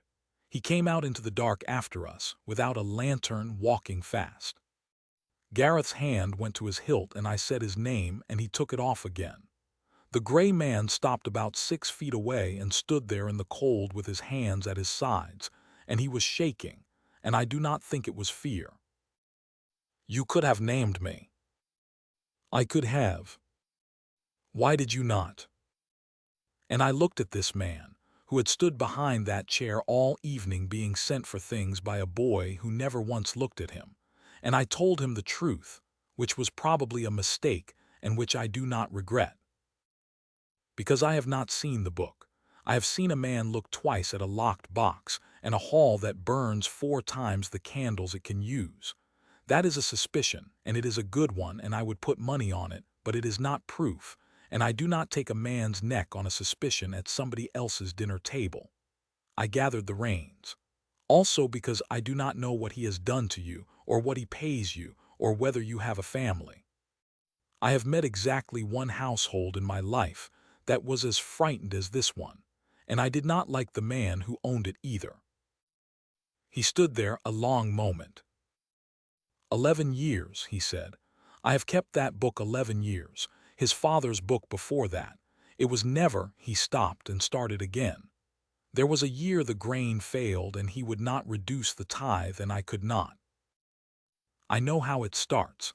It nearly always starts as somebody covering a hole that shouldn't have been there. It does not stay that. No, it doesn't. He nodded slowly, as if I had confirmed something he had known for 3 years and never once been able to say out loud in that house. He is going to find it now, I said. I have told him where to look in front of 40 witnesses, so he has to look and he will find it inside a week, So you have got about a week. I put my foot in the stirrup. That is not a threat, it is a schedule. I would use it. And go where? I looked down at him from the saddle. There is a road north out of the Kelmere. It goes 4 days across bad country to a salt march that nobody wants. If a man arrived at the end of it who could keep a great house's books for 11 years without an error that anybody ever caught, including the errors he put in himself, I expect the Baron there would want to talk to him before he decided anything. I turned the horse. I am not offering you a place. I have not seen your book. I am telling you the road exists. Osric would have killed me for that. Osric would say that you do not invite a proven thief into your accounts. He did say it 4 days later at some length. And he is right. He is also missing something. I have never met anyone who understands how money gets stolen better than a man who spent 3 years stealing it in a house where nobody read the ledger. I have not decided. He may not come. But I have thought about the way that gray man looked up at me in the dark, and I would not bet against it. The second was Idris Hale, 20 years old, scarlet-faced, half out of the door with his cloak on wrong. He got in front of my horse and then clearly had no idea what he had intended to say. The ditches, what you said, about the barley going flat. Yes. Mine does that. And there it was. I could have said a great many things. There was a version I felt it available sitting right there where I made him ask twice or hinted or attached a condition because the boy is the second son of a Marcher house and a favor owed by a Marcher house is worth real money. I want to be honest and say that the version occurred to me. In the saddle. In the cold. 10 minutes after burning my own reputation over a farrier's son. I did not take it, and not because I am good. I did not take it because I have watched what conditional help does to people for 5 years now, and it does not build anything you can stand on. So I told him, straight out, in a courtyard for nothing. Then your ditches are silted and your fields are sour. It is not the seed and it is not the weather and it is not your tenants. Walk your low ground yourself, not your bailiff after the next heavy rain, and mark every place where water is still standing the following morning. Standing water after a night is a blocked ditch every time. Clear those first. Do not clear all of them. You will run out of men and money and heart by midsummer. Clear the 20 worst and let the rest wait a year. That is all. That is most of it. The other half is that you have to do it every year forever, which is why nobody does it. It is not difficult, my lord. It is only relentless. Those are not the same problem, and everybody confuses them. He stared up at me. Why are you telling me? Because you let your tithe stand over in a wet year and let a room full of men laugh at you for it, I said. That was the only decent thing anybody did in that hall tonight, including me. He wrote to me 11 days later. So did Salter Dane, which I did not expect at all, and whose letter was 3 lines long and asked one extremely precise question about drainage on clay. 2 of the 7, not friends, not allies. 2 men who watched me commit a social atrocity and then, an hour later, watched me give away 4 years of hard-won knowledge in a cold courtyard for nothing, and could not make those 2 facts sit together, and wrote to find out which one was true. That is worth more than the humiliation cost me. I did not know that at the time. I want to record that I did not know it. I rode out of Thornhold certain that I had simply lost. The third was Kasia. She came out last, unhurried, having said all the correct good nights to all the correct people, because one of us has to be a functioning noble. She got up on her horse. We rode out through the gate and down the gravel and onto the road, and she did not say anything at all for about 1.5 miles, which from Kasia is a form of shouting. Then, was it worth it? No. You answered that very fast. I have been doing the sum since the door. It is not close, Kasia. I have made a permanent enemy of a great house, not a rival, an enemy, the kind that gets inherited over a dish of sweetmeats and a coat. I have shown 7 men exactly how dangerous I am, which is the one thing I had and could not buy back. Voss will hear the whole of it inside 9 days, and he will know precisely what I am now, and everything he does to me from here on will be built by a man who has stopped underestimating me. I emptied 5 years of being harmless in 90 seconds, for a coat. We rode a while. Would you do it again? Yes. Immediately. Before he moved the dish the second time, I have realized on this road that I was not going to be able to sit through the second time. I did not decide anything, Kasha. I like to think I decide things. I did not decide that. It simply was not available to me. And she was quiet for a bit, and then she said the thing I have been turning over ever since. Then it was not a mistake. It was a cost. She was looking ahead at the road. You keep calling it a mistake because you would like to believe you could have done otherwise, and it is more comfortable to have made an error than to have a limit. But that is what you bought tonight, and you paid the market price for it, and you have been trying to file it under the wrong heading for 9 miles. That is a distinction without much difference. It is the entire difference. A man who makes mistakes fixes them. A man who has limits plans around them. She glanced across at me. You have just discovered where yours is, so build for it. You are going to be in rooms like that for the rest of your life, Aldric, and now you know exactly what you cannot sit through, and now you can arrange never to be sitting there without a way out. I have thought about that more than I have thought about anything Perrin Rennick said all evening. Then, a mile later, in a completely different voice. For what it is worth, the box on the sideboard. Blackmore. His chaplain keeps the household correspondence, and his chaplain is vain about his hand. I admired his lettering for a quarter of an hour. A pause. There is a factor of the Blackmore house who has been to Thornhold 3 times since spring. He came on the 11th of last month and he stayed 4 days, which is a very long time for a man delivering money. 4 days is not delivering. 4 days is briefing. Yes. So Perrin did not invite me. Perrin was given me, handed a beautifully wrapped opportunity to settle a boyhood grudge, at somebody else's expense, in his own hall, with a hall full of witnesses to see the hollow heir put in his place at last. And he took it, and he genuinely believes every part of it was his own idea, and he will go to his grave believing it. And I sat in that trap for 3 hours congratulating myself on how much I was learning. Here is the part that is genuinely funny, in the way that things are funny at 2 in the morning on a cold road. By destroying him in front of his own faction, I have not escaped Voss's device at all. I have improved it. Because what Voss had this morning was a vain young man with a grudge, useful, but limited, because a vain man's grudge burns out when it stops being entertaining. What Voss has tonight is a vain young man who has been publicly annihilated in his own hall, in front of everyone whose opinion he has spent 5 years cultivating, by the one person on earth he could not bear to lose to. That does not burn out. That is fuel for 20 years, and it is now bound to me permanently, and it will accept absolutely any amount of funding. I did not spring Voss's trap. I loaded it. Kasha, when we get back, I want to talk to you about Osric's ears. Now. No, when we get back.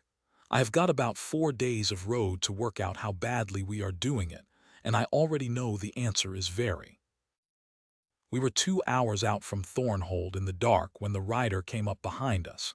He had come from Duncairn. He had ridden it in 3 days on 2 horses. He was one of Kessa's, and I knew before he was close enough to speak that the night was not finished, because nobody rides a horse into the ground for good news. He got it out in about 6 words. Reavers on the Ashmarch, not a raiding party. Not 60 horse thieves lifting cattle off the eastern holdings, which is a thing we have handled 4 times this year and have a written drill for. 1,100 of them moving as one body, camped on the salt 2 days north of Duncairn. And behind that, when he had got his breath and could give me the rest of it, on the road south, at the Kelmere boundary, at the boundary I had ridden across 11 hours ago, Lord Perrin Rennick's men had closed the crossing to Ashmarch traffic that morning. Before the feast, hours before I ever walked through his door, before the dish, before any of it, He had closed my only road before he insulted me, which meant it was never conditional on how the evening went, which meant it had been decided somewhere else by somebody else, well in advance, and that the feast was never the operation at all. The feast was the thing I was supposed to be looking at. My lord, Duncairn is 4 days. I know. With the carts it is 5. And I sat there on that black road with my breath steaming. 1,100 reavers, 2 days from my walls. Me, 4 days away. I was about to lose everything I had built in 5 years because of wagons. I had 4 days of road and 2 days until 1,100 men reached my walls, and there is no arrangement of those numbers that works. So the first thing I did was sit down on a milestone in the dark and do the arithmetic properly, out loud, with Gareth holding a lantern, because panic is just arithmetic you have refused to do. Here is what we had. 12 men, 1 sergeant, 4 horses between us and 3 carts, the escort's baggage, tents, a field forge. 4 days of grain for the horses, 8 days of food for the men, cooking gear, spare shafts, a barrel of ale nobody had asked for, and the tools and armor that men do not carry because men have never carried them. Here is what the carts gave us, 12 miles a day. On a good road in dry weather with nothing going wrong, 12 miles a day. I had known that number for 5 years. Every man in this world knows that number the way they know that water is wet. An army moves 12 to 15 miles in a day, and that is simply what an army is. You plan around it. You build your whole campaign on it. Nobody questions it any more than I would have questioned gravity. And sitting on that milestone at 2 in the morning, I finally asked the question I had never once asked in 5 years, which was, why? Not why is it slow? Why is it exactly that number? And the answer came apart in my hands in about 90 seconds, and I have not really recovered from it since. It is not the men. A fit man carrying nothing walks 25 miles in a day and can do it again the next day. Soldiers are fit men. The men were not the constraint and had never been the constraint. It is the carts. A cart needs a road. A road needs bridges and fords that are not in spate and a surface that does not turn to porridge. So the moment there is whether you are down to 8 miles or nothing. A cart needs oxen, and oxen need fodder, and the fodder has to be carried on carts which need more oxen. A cart breaks, and when one breaks, the entire column behind it stops because a column moves at the speed of its worst wheel. A cart needs drivers, who are not soldiers and cannot fight. And all of it, the drivers, the beasts, the whole vulnerable crawling tail of it needs guarding, so a portion of your fighting strength is walking backwards up the road forever. The army is not slow because the men are slow. The army is slow because it is dragging a village behind it. And every commander in this world builds his entire art around that fact, and has done for centuries, and not one of them has ever gone and stood in front of it and said, "What if we simply did not?" My lord, leave the carts. Leave them where? Here on the road, now. To his enormous credit, Gareth did not argue because there were 1,100 men on the salt and no time. He argued 4 days later at length, and he was right to. But at 2 in the morning on that road, he simply said, "Yes, my lord," and started giving orders, and that is worth more than I can easily say. We stripped it down there in the dark by lantern light. Every man took food for 4 days, his weapons, his water, 1 blanket, and nothing else whatsoever. Tents went into the ditch. Forge into the ditch. Ale into the ditch to some feeling. Armor we bundled onto the 2 spare horses because I was not throwing away good plate on a public road, and I have never once regretted a decision less. Then we walked. And the thing I want to record, the thing I have thought about every day since, is that it worked immediately, and it worked so well that it frightened me. 26 miles the first day. 29 the second, and the second day included 11 miles of the old drove road over the shoulder of the Kelmere Hills, which is not a road at all, which no cart in the world could have gone up, and which cut about 19 miles off the route. We went where the carts could not go, so the journey itself got shorter. We did not stop because a wheel broke, because we did not have wheels. We did not lose an hour at the ford, because 12 men with their kit on their backs wade a ford in 11 minutes and a cart does not cross it at all. We came over the last rise above Duncairn in the grey before dawn on the third morning, having covered in 2.5 days a distance that had taken us 5 on the way down. 2.5 days. Same men. Same legs. Same road for most of it. The only thing I had changed was that I had stopped carrying the village. I stood on that rise looking down at my own walls, with my legs shaking and my shoulders rubbed raw. To the north I could see the smoke of 1,100 reavers camped on the salt, and I had arrived 2 full days before any commander in this world could have calculated that I possibly could. That is what it is worth. Not a better sword. Not a better wall. Not aura. Just being somewhere that nobody has computed you can be. I want to be honest about the failure part because there is one and it is mine and it is not small. I had spent 4 months building an army, sergeants, written drill, sections that hold together when I am not there, fortified camp every night, sanitation rules I cannot explain and enforce anyway, signals, recon, after-action review, every piece of it good, every piece of it centuries early, every piece of it mine. And I had built the whole of it on top of a transport system I never once looked at. That is not a junior mistake, and I am not going to flagellate myself as though it were. It is the specific, characteristic error of a man who is very good at his job. I optimized furiously inside the boundary of the problem as it was handed to me, and never audited the boundary itself. I did it twice in my old life that I can remember. Once it cost a client 4 months. But it is still an error, and here is what makes it a bad one. The carts were not a technical constraint. There was no engineering problem to solve. Nothing needed to be invented. The solution cost nothing, required no materials I did not have, and could have been implemented in an afternoon at any point in the last 5 years. I did not see it because everybody knows an army has a baggage train, and I had let everybody knows into my head without inspecting its papers. That is the thing I actually have to fix, not the carts, the habit. The reavers I will deal with elsewhere in this account because it deserves its own telling and because most of what won it was Gareth and a ditch and a great deal of luck with the wind. The short of it, we got there first, which nobody expected, including me. Getting there first meant the sections were on the walls and the outlying holdings were emptied and the wellheads were fouled behind us before the reaver scouts came south.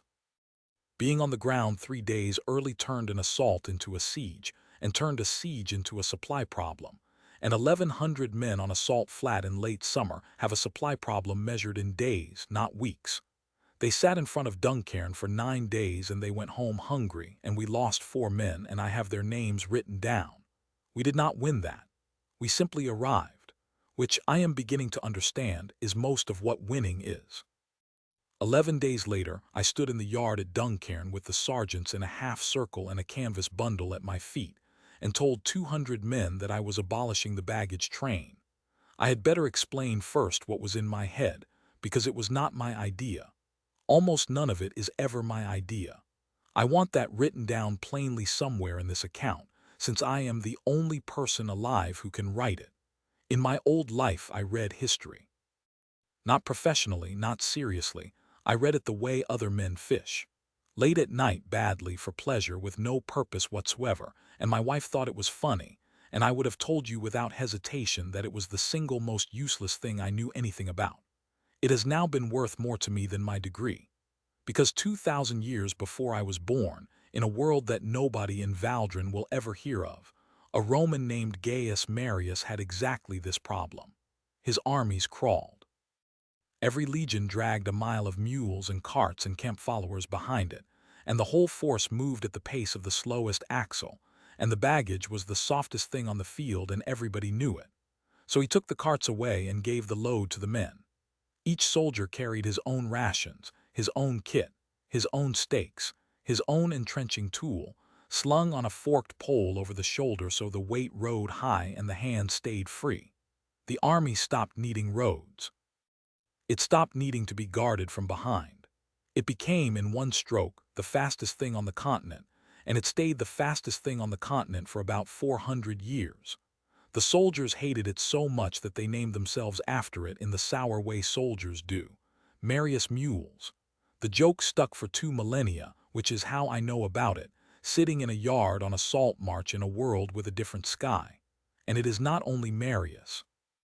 That is what has been going round in my head since the milestone. There was a man called Caesar who understood that an army with shovels is worth more than an army with swords, and who won a siege by building a wall around the besiegers, and who moved so fast so often that his enemies simply could not believe the reports and lost because they disbelieved them. There was Hannibal, who understood that the road nobody thinks you can take is worth more than the army waiting on the road they think you must. And much later there was a small furious man from a Mediterranean island. He broke his army into self-contained pieces. Each piece marched by its own road and they only came together to fight. The whole thing moved like water and arrived like a hammer. He also said something I have never forgotten. An army marches on its stomach. Not one of these men had a better weapon than his enemies. Marius had the same short sword as everyone else. Caesar had the same. Napoleon's musket was worse than several of the ones pointed at him. Every single one of them won on logistics and organization, which is the least glamorous subject in the whole of human affairs, and which is the reason people write books about generals and never about the men who worked out how the bread got there. I have a locked shed and a plan about rifling that I will come to. That is the exciting one. That is the one that would make a song. The mules are worth more. I want that on the record too, because in about 4 years somebody is going to tell a story about the guns and leave out the packs, and they will have the whole thing exactly backwards. The pack took Call and me 9 days and 4 attempts, and I am recording the failures because the first 3 were bad. Attempt 1 was a sack on a strap, which is what a man uses when he has to carry something and no one has thought about it. 40 pounds in a sack rides low, swings on every step, drags the shoulder down, and after 9 miles the strap has cut a groove in a man and he has stopped being a soldier and become a casualty who can still walk. 2 of the 8 test men had raw shoulders by evening. That is not a design, that is just weight. Attempt 2 put the weight higher and got the swing out with a cross strap and was better, and gave 3 men out of 8 a numb arm by the 3rd hour because I had run the strap straight over the point of the shoulder where the nerve is. Call spotted it before I did. He knew nothing about nerves. He simply noticed that all 3 men were rubbing the same spot and said, "It's the strap, my lord. It's sitting on the bone." He was completely right. And that is exactly the kind of thing a man who watches people work will see, and a man who works from drawings will not. Attempt 3 was the forked pole, straight out of Marius, and I was so pleased with myself that I did not test it properly before showing it to Gareth. It carries beautifully. It is genuinely excellent. It also takes both hands to shed, and takes about 4 seconds to do it, and I stood there in the yard watching a man fumble a pole off his shoulder, and understood that I had just designed something that would kill soldiers in an ambush. Attempt 4 is what we use. A frame light ash, bent and lashed, 2 uprights and 3 cross pieces, that rides high on the back with the loads weight over the hips rather than hanging off the shoulders. Straps padded with folded felt, off the collarbone. 1 toggle at the chest that a man can rip with either hand, in the dark, wearing a glove in 1 motion, and the whole thing is on the ground behind him and he is free. I made every one of them practice that toggle 200 times, not 50. 200 over 4 days until it stopped being a decision. The first time a section was ambushed on exercise, 11 of 11 had their packs off inside 2 seconds, and the sergeant did not have to say a word. What each man carries: 4 days of hard rations, water, his weapon, 1 blanketrol, a cloak, and a short entrenching tool. Then per section of 8 split between them so that no man carries anything the section cannot lose. 1 cooking pot, 1 handmill, a hatchet, a coil of line, and 4 camp stakes each. 51 pounds average. I weighed 41 packs myself on the salt scale to establish that, because average is a word people use to avoid measuring. The carts are not gone entirely, and I want to be accurate about that too, because the version of this story where a clever man abolishes wagons by decree is a story for children. Siege gear moves on carts. The forge moves on carts. Anything above about 90 pounds moves on carts, and grain for a long campaign moves on carts, and I keep 11 of them. What has changed is that the army no longer waits for them. Gareth fought me on it for 6 days, and it was the worst argument we have had, and he was not wrong. You are going to march them 30 miles under 50 pounds, and then ask them to fight. Yes. Then you will have 30 miles of the fastest infantry in the world arriving somewhere useless because they will not be able to lift their arms. He put both hands flat on the table. My lord, I have seen men who marched hard the day before a battle. They do not run. They do not push. They stand where you put them and they die there because they have got nothing left to do anything else with. You are not building a fast army. You are building a tired one, and you will find out which on the only day it matters. That was the best objection anybody has made to anything I have done in 5 years, and I did not have an answer for it for 2 days. Then I did, and the answer was his, because Gareth was not arguing against the packs. He was arguing against arriving and fighting with them on, and the moment I separated those two things, the problem dissolved. So, the packs come off before contact. Always. A designated point, chosen by the sergeants on the ground, somewhere defensible and easily found again. A wall, a copse, a fold of ground. The packs come off there in section piles, stacked to a standard pattern so any man can find any section's gear in the dark. 2 men per company stay with them, and those 2 men are named the night before and rotated, so it is a duty and not a punishment and not a shame. There is a written procedure for recovering them afterward, and a second written procedure for when the position is lost and the packs have to be abandoned, because a man who has not been told what to do about his blanket will go back for his blanket. We drilled the drop 11 times before we ever used it, twice at night. The first time it went wrong, a sergeant chose a dump point in a dry watercourse, good cover, easily found, completely sensible, and it rained, and we lost 4 sections' rations. That is now the example in the written drill, with his name off it, and every sergeant in Duncairn can tell you about the watercourse. Gareth approved the whole thing in the end, and then improved it in 3 places I had not thought of. The third of those is better than anything I wrote myself. The 2 men left guarding the packs should not be a rotation, he said. They should be whichever 2 men in the section are struggling most that day. The pile still gets watched, and the men who are suffering get a day off their feet. He is right that I would not have thought of that. It requires actually watching men walk. The men hate it. I'm not going to dress that up. 200 men in a yard being told they will now carry 50 pounds where they used to carry a spear by a lord who rides is a scene with exactly one available reaction, and I got it. Not mutiny. Worse. That flat, correct, absolutely silent obedience that means every man present thinks you are a fool and has decided to let the road prove it. Conditioning took 11 weeks. We built up 9 miles, then 12, then 18, because I had enough sense to know that going straight to 30 would have given me 40 ruined backs and no army at all. Even so, I have lost 3 men to it. 2 simply could not carry the weight.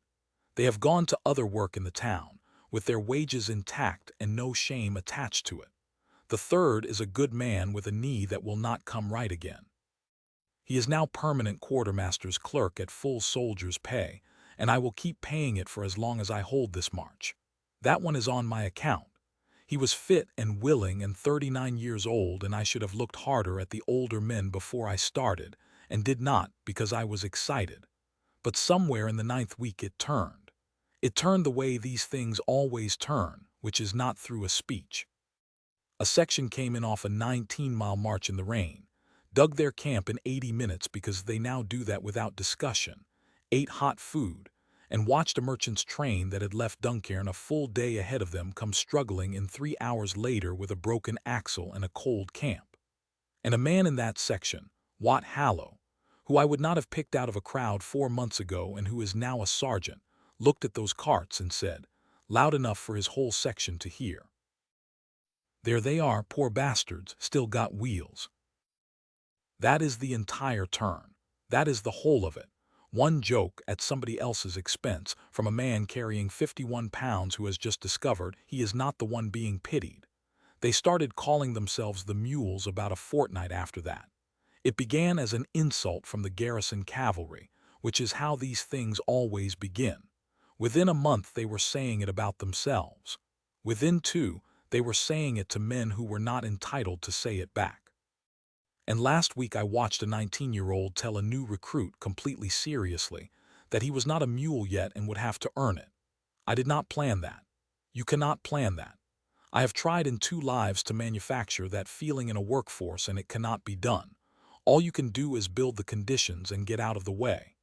I have 200 men who can appear, dug in, fed, and healthy, 4 days' march from where the best commander in the empire is certain they must be. Nobody in this world has that. Nobody in this world has had it for 2,000 years, in a place none of them have heard of, and the man who worked it out has been dead so long that his language is dead too. I did not invent it. I remembered it. And I have come to think there is no shame in that at all, because the difference between me and every other lord on this frontier is not that I am cleverer than they are. It is that I have read about more mistakes. I did the butcher's bill 11 days after the Reavers went home, and it is the piece of arithmetic that has changed my plans for the next 5 years. 4 men dead on the wall. 3 lost to the packs, 2 who could not carry and have gone to other work, and Dunnell, who is 39 and whose knee will not come right. 11 more hurt badly enough to be no use for a season. 214 men on the muster roll at midsummer. 196 who can march tomorrow. And I sat looking at that number for a long time, because on its own it looks survivable, and it is not. Here is the thing nobody tells you about building an army, which I had to work out with a pen. Every soldier is a farmer who is not farming. That is the whole constraint. It is not willingness. I could raise another 100 men out of Duncairn tomorrow on enthusiasm alone, because we women men want to be part of a thing that wins.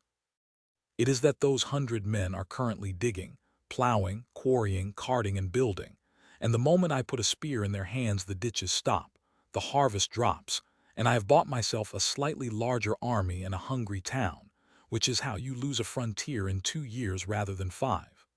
A standing force of 200 out of 1,200 people was already at the absolute edge of what the ground would carry. At 1,460, it is merely uncomfortable. To hold this march properly, to garrison the wall, patrol the front, escort the salt, and still put 400 marching men in the field where I choose, I need something closer to 500 under arms. Which means I do not have a recruitment problem. I have a population problem. 500 soldiers need somewhere north of 4,000 people underneath them, and I have got 1,460, and no amount of drill or cleverness or system windows makes a man do 2 jobs at once. Osric, how many people are there on this frontier? On yours, my lord, or altogether? Altogether, the 7 grants. He did not even have to look it up, which is Osric. Something over 11,000 on the 6, perhaps 12. A pause, and he had already seen where I was going, because he always has, and falling, my lord, by roughly a fifth in 5 years. 12,000 people on the best ground in the West, held by 6 men who have never once looked at it, and a fifth of them gone in 5 years, which is not death. I walked Perrin's Valley. There were no new graves in that churchyard. Haikum lost a third of its people and buried almost none of them. They left. 12,000 people are quietly leaking off that frontier at the rate of several hundred a year, right now, this season, and they are walking somewhere, and nobody has ever asked where. 240 of them walked to me this spring, past Perrin's Hall, down Perrin's Road, through Perrin's dying villages, because a carter told a ferryman that in Duncairn a man gets fed. That was not a recruitment drive. That was a rumor, unmanaged, unassisted, working entirely by itself. I have spent 4 months professionalizing an army and a fortnight professionalizing my intelligence, and the entire time the single most valuable process in this barony has been running on gossip, and I had never once put a hand on it. I want to be careful about what I did next, because it is the most morally slippery thing I have done since I came to this frontier, and I am not going to pretend otherwise. Kasia said it out loud before I could, which is generally how it goes. You are proposing to empty a duke's son's valley. I am proposing to be somewhere those people can walk to. Aldric, she did not raise her voice. She never does when it matters. Do not do the clever version of the sentence with me. Say the real one. So I said the real one. I am going to take his people, and Casworth's and Vare's and both of the southern ones. Not by force and not by fraud, but deliberately, at scale, and with intent. And in 10 years those 6 grants will be hollow, and this one will be the only thing left standing on the western frontier. Yes, that is what I thought you meant. Tell me it is wrong. And she thought about it for a genuinely long time, which is one of about 4 reasons I would be lost without her. It is not wrong, she said at last. A tenant is not a tree. He is not fixed to the ground, and he is not anyone's property, whatever 6 idle men believe. And if he chooses to pick up his children and walk 80 miles to a place with clean water and a school, that is his to choose, and no lord alive has the right to stop him. She looked up. It is not wrong. It is dangerous, which is a completely different thing, and you are going to have to stop conflating them, because a man who has decided he is in the right stops watching the road. They will not call it what it is. They will call it theft of villains and enticement, and there is a law about enticement, and it is not a good law, but it exists, and it is enforced by men who own villages. Which brings me to the rule, and the rule is the whole reason this works. I do not send anybody onto another lord's land. Ever. No recruiters. No agents at their markets. No man of mine crossing another man's boundary stone to whisper to another man's tenants. Not one, not once, no exceptions. And I have written it into the charter, and I have told Kessa that the day one of her scouts breaks it is the day I lose the whole enterprise and probably the barony with it. Because the moment I put a man on Perrin Rennick's ground to entice his tenants away, I have committed an actual offense that an actual court can actually hear, and I have handed a duke's son a lawful weapon and a genuine grievance in the same afternoon. So I do not go to them. I simply make it known, on my own ground in public, in a form anybody can repeat, and then I let the roads do what roads do. Here is what we actually built, and it took Osric, Kasia, Myra, and me 9 days and 3 arguments. The terms are fixed, written, and identical for everybody.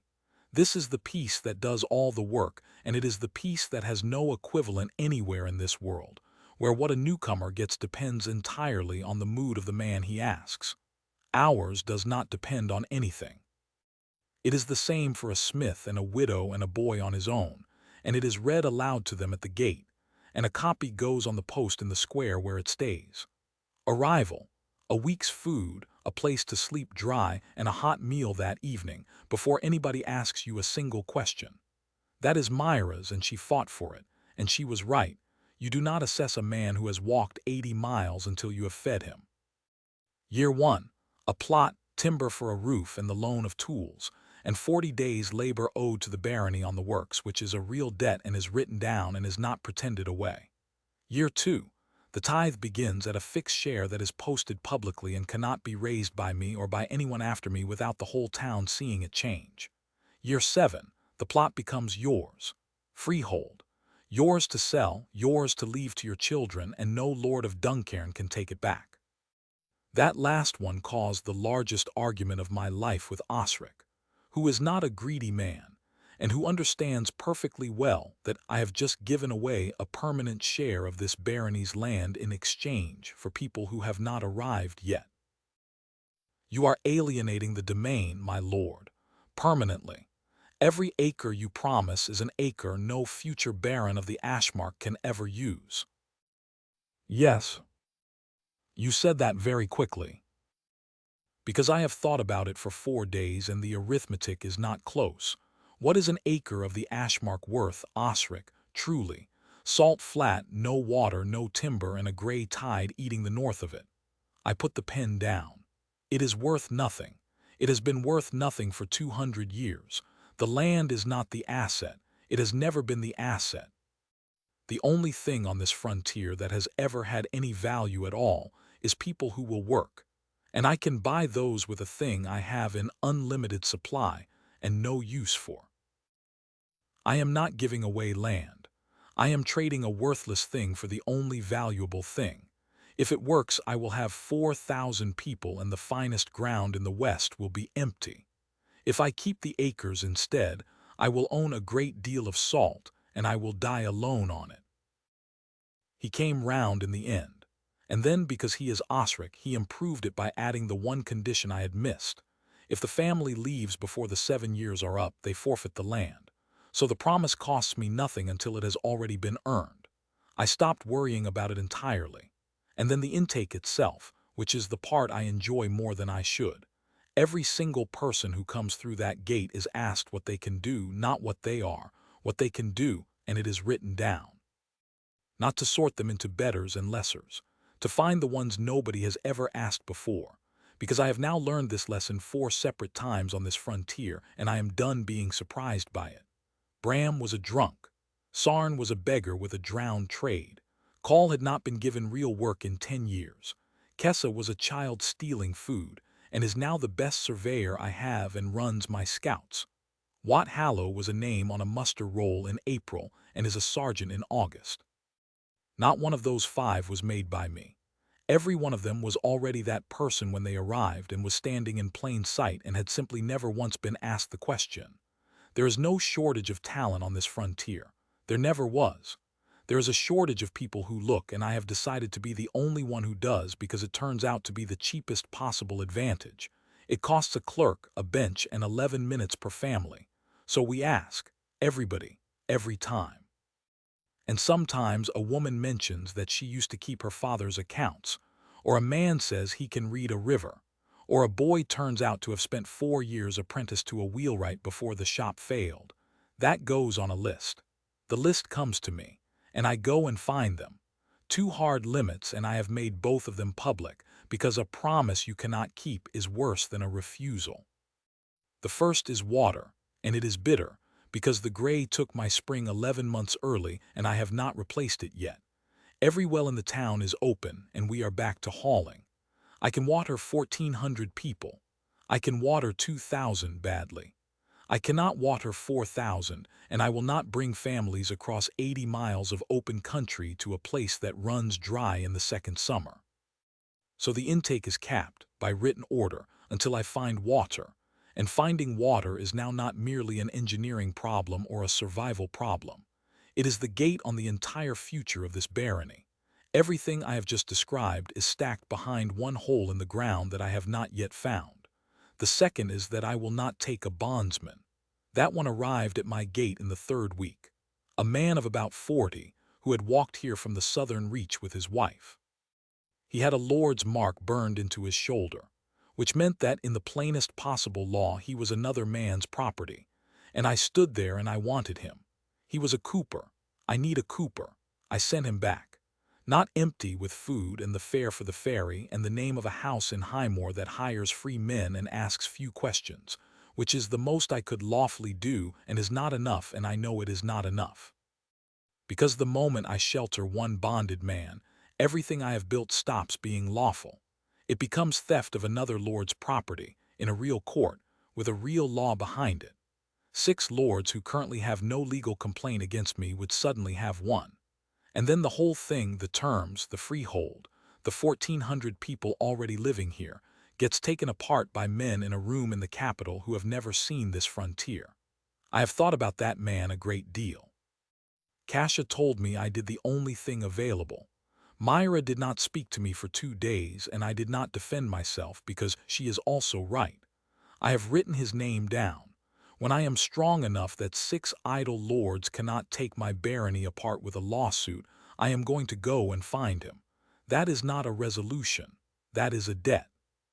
The proclamation went up on the post in the square on a bright Tuesday, and Osric read it aloud 4 times so that the men who could not read it had it by heart, which is how anything actually travels out here. Then I did the only genuinely clever thing in the whole enterprise, and it cost 11 marks. I sent it nowhere. I did not post it in another lord's market. I did not send a man across a boundary. I gave a copy to every carter, ferryman, drover, peddler, tinker, and salt hauler who came through Duncairn. The same people the quiet office already talks to, the same roads, the same reason, and I told each of them they were free to mention it wherever they happened to be going, or not to, entirely as they pleased, which is not enticement, it is not even a message. It is a fact given to men who travel in a country where a fact that travels is the rarest thing there is.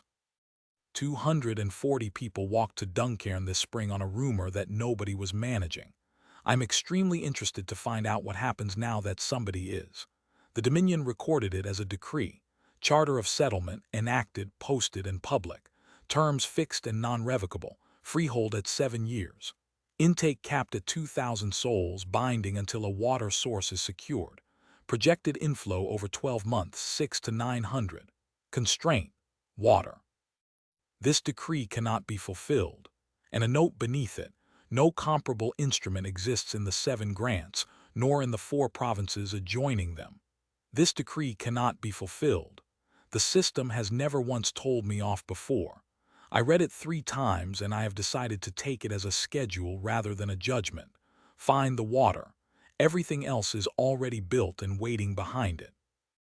I got Osric, Hugh, and Kessa into the small room behind the counting house 11 days after the Reavers went home, and I began by telling them that we had lost. My lord, we did not lose, they went. Perrin Rennick closed the Kelmere crossing on the morning of the feast, hours before I walked through his door. I let that sit. 1,100 Reavers moved onto the salt as a single body, which they have not done in 40 years in the same week, and Earl Voss has had a factor sitting in Thornhold for 4 days at a time since the spring. 3 things, same fortnight, aimed at the same man who was conveniently 4 days from home. We knew about none of it, not one.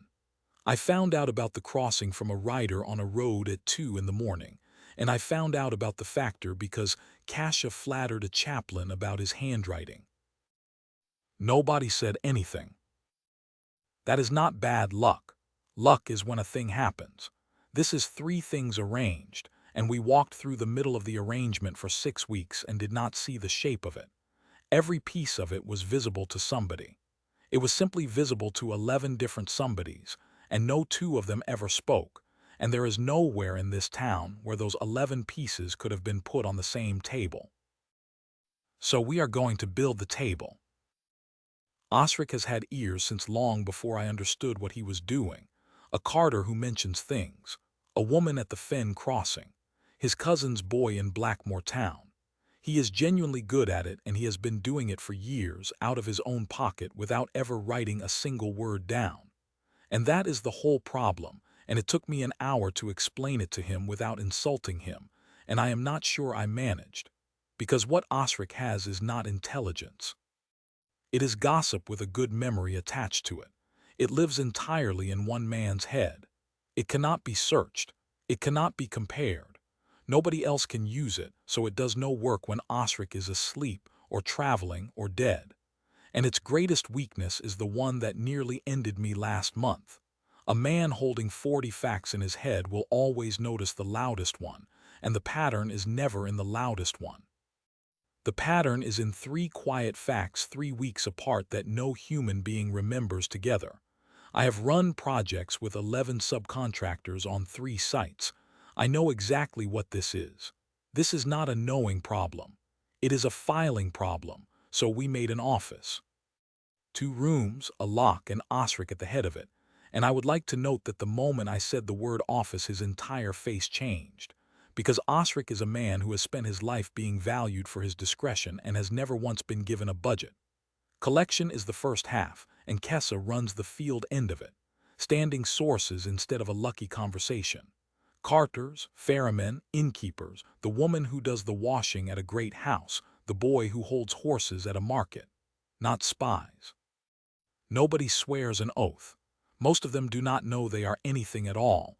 They are simply people who see the whole world go past them all day, and whom nobody has ever bothered to ask. And every report from every one of them comes in on the same form of words, which took 3 weeks to beat into everyone and which is the actual invention here. The date, where the man was standing. What he saw with his own eyes, kept strictly separate from what he was told. Those are two different lines on the paper, and mixing them is the one thing that will get a scout a very cold conversation with Kessa, who told him. And last, a mark from 1 to 5 for how much that person has been right before. That last one is the piece nobody here had. In this world, a report is true because a trusted man said it, and a man is trusted because of who his father was. Rating a source rather than believing a person is, as far as I can tell, an entirely new idea in Valdrin, and it is the difference between knowing things and being managed by whoever lies most confidently. Then Osric files it, by person and by house, cross-referenced both ways, so that a name appearing in 3 unrelated reports over 2 months surfaces, instead of dying in 3 different men's memories. We backfiled 6 months of everything anyone could remember as an exercise to see whether it would have caught the feast. It would have. Not all of it, not Voss. We would never have got Voss, but the Blackmore Factor's second visit to Thornhold, the Kelmere crossing being surveyed by strangers in the spring, and a grain buyer paying above market on the North Road in a year with no shortage. 3 quiet facts, 6 weeks apart, from 3 men who never met. Put on one table, they say. Somebody is preparing to close a road and feed a large body of men. We had all 3. We had them in June. I have pinned that sheet to the wall of that room, and it is going to stay there. Counter-espionage is the other half, and I gave it to Hugh, and I want to explain that decision because Osric's face when I said it was worth the whole meeting. Hugh was Earl Voss's man in my town for 2 years. Voss had his daughter. He passed everything he was asked for, and he did it well, and when I found him out I did not hang him, I turned him, and used the channel and ep, and it worked, and I have written elsewhere about what that cost and what it bought. So Hugh is the only man within 400 miles who knows, from the inside, exactly how a person is recruited. What is offered first? What is asked for first, which is never anything important? How the small favor becomes the large one. What a handler says when a man wants to stop. There is no course of instruction for that anywhere in the world. There is one man in my town who has lived it. My lord, I am the last man who should. You are the only man who can. Everybody else in this room would have to imagine how it is done. Sit down, Hugh. What Hugh built in the first month is better than what I would have built. And this next part is genuinely his own idea. Find out which of your people have family outside the walls, and then help them. That was his first proposal, and I did not understand it at all. He explained it slowly, like a man who has thought about very little else for 2 years. It is always the family. It is never money first, my lord. Money makes a man feel bought, and a bought man argues with himself. It is a sister in a town you cannot reach, or a debt on a father's holding, or a boy apprenticed somewhere. They find the thing you cannot fix, and they fix it, and after that you are theirs, and you have not been given a single coin, so you can go on telling yourself you are an honest man. He looked at the table. That is how it went with me. I never once thought of myself as bought. I thought of myself as managing it. So take it off the board. Know which of your people have somebody out there. Get the sister moved here if she will come. Clear the debt yourself and take it back out of the wages slowly and without shame, not as a kindness, as defense.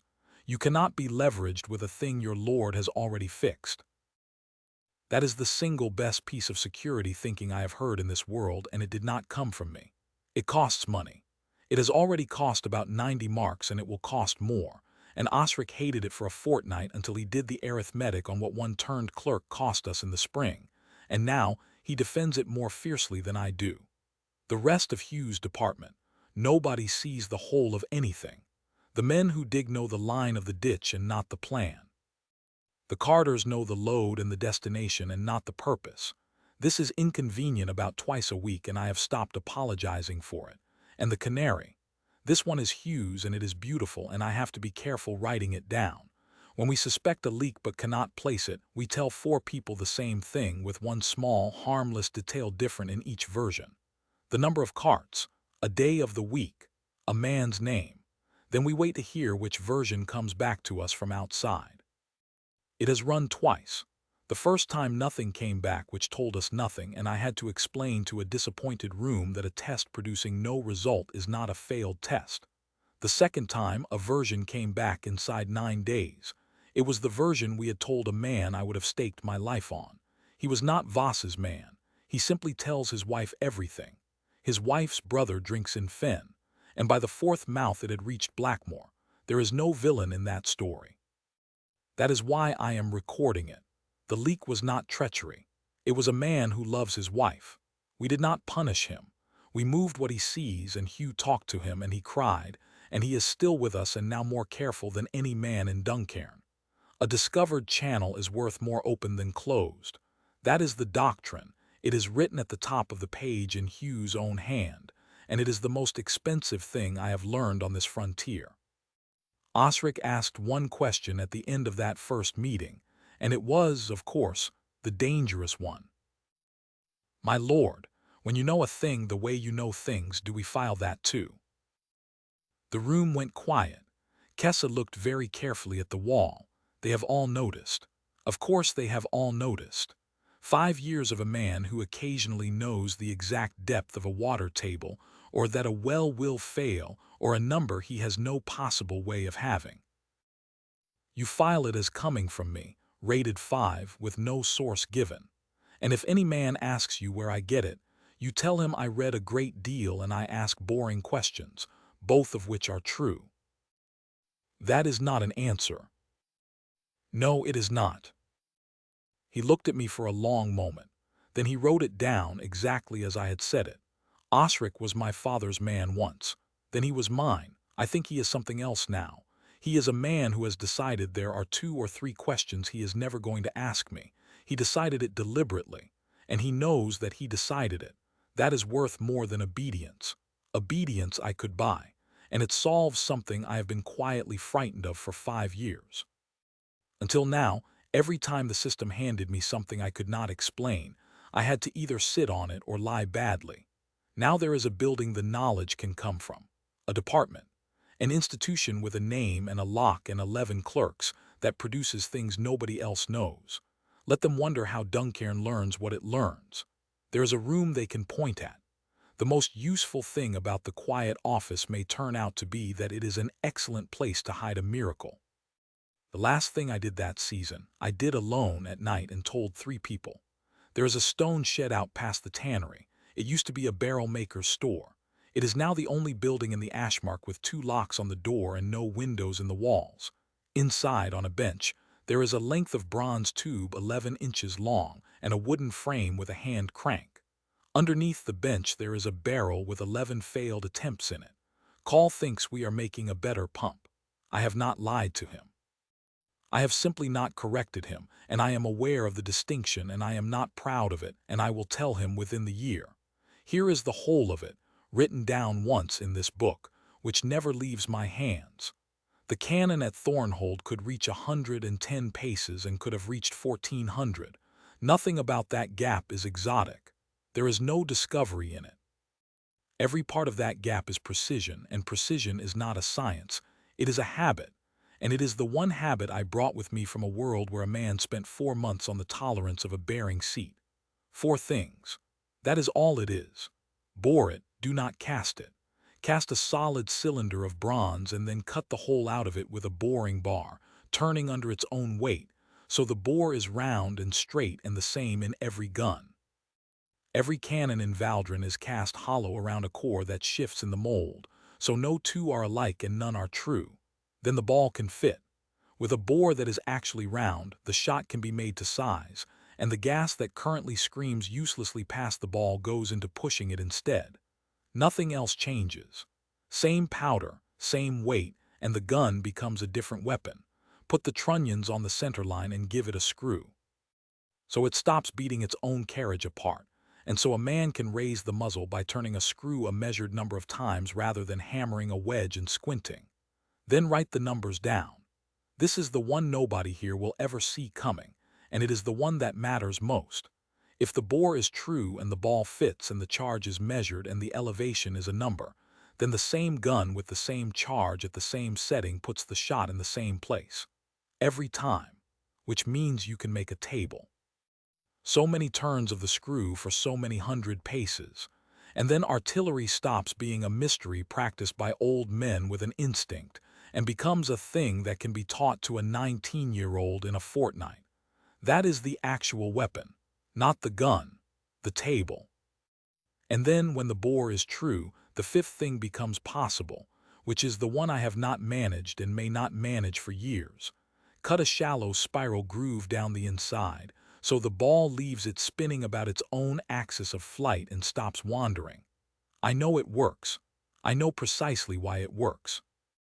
I have no idea whatsoever how to cut a consistent helical groove down 11 inches of bronze with the tools in that shed, let alone 6 feet of it, and my 11 failures are in the barrel and each one is a slightly better failure than the last. I will get it. Not this year. Possibly not in 3. 2 rules, and I have written them at the front of the book in larger letters than anything else I own. It never leaves the Ashmarch.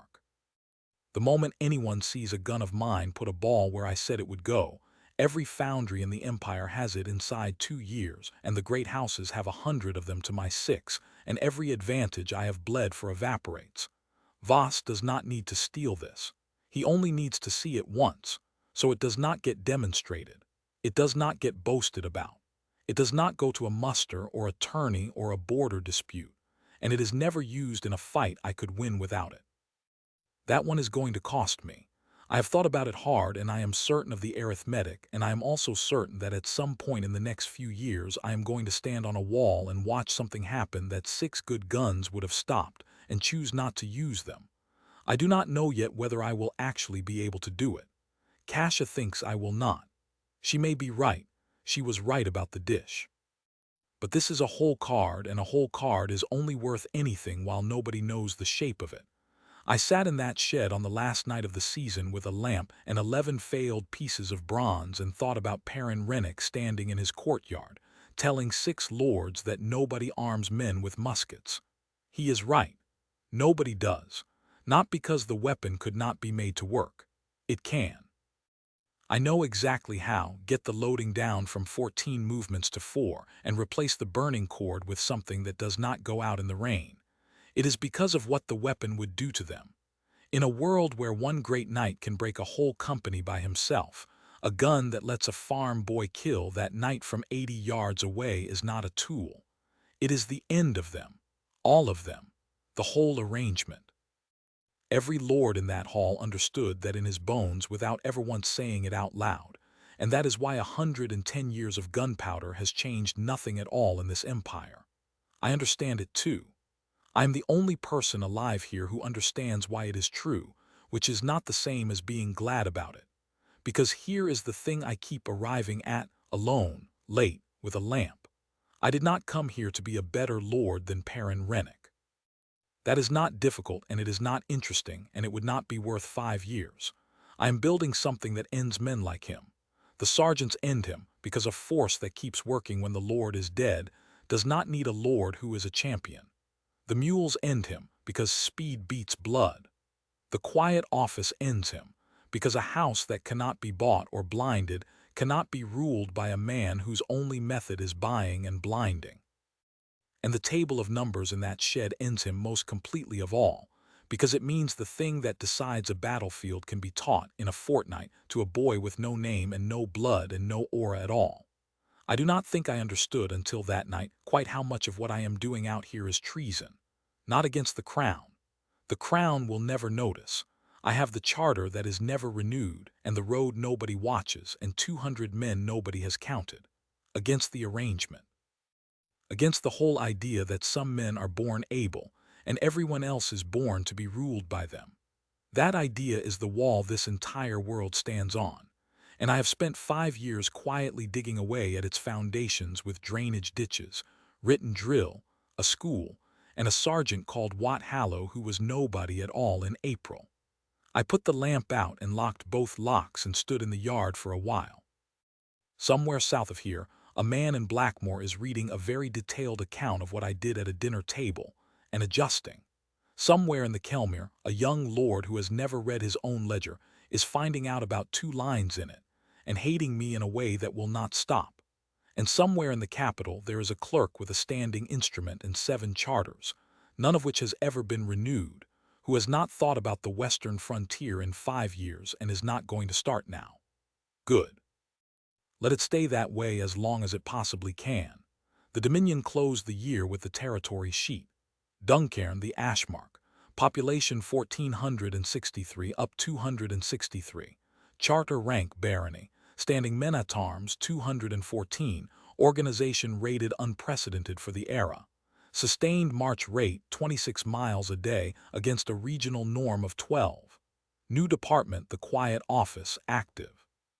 Charter of settlement posted, intake capped at 2,000 pending water. New works 1 sealed, renown 41 to 68, and a note. Renown among the 7 frontier wardens is now split in 2. 2 hold you in high regard, 4 are afraid of you. 1 has not been assessed. 1 has not been assessed. Aldous Crane, standing by a window with a cup he never drank from, asking 2 quiet questions that nobody else in the room noticed. I am going to have to find out about that man. End of episode 4.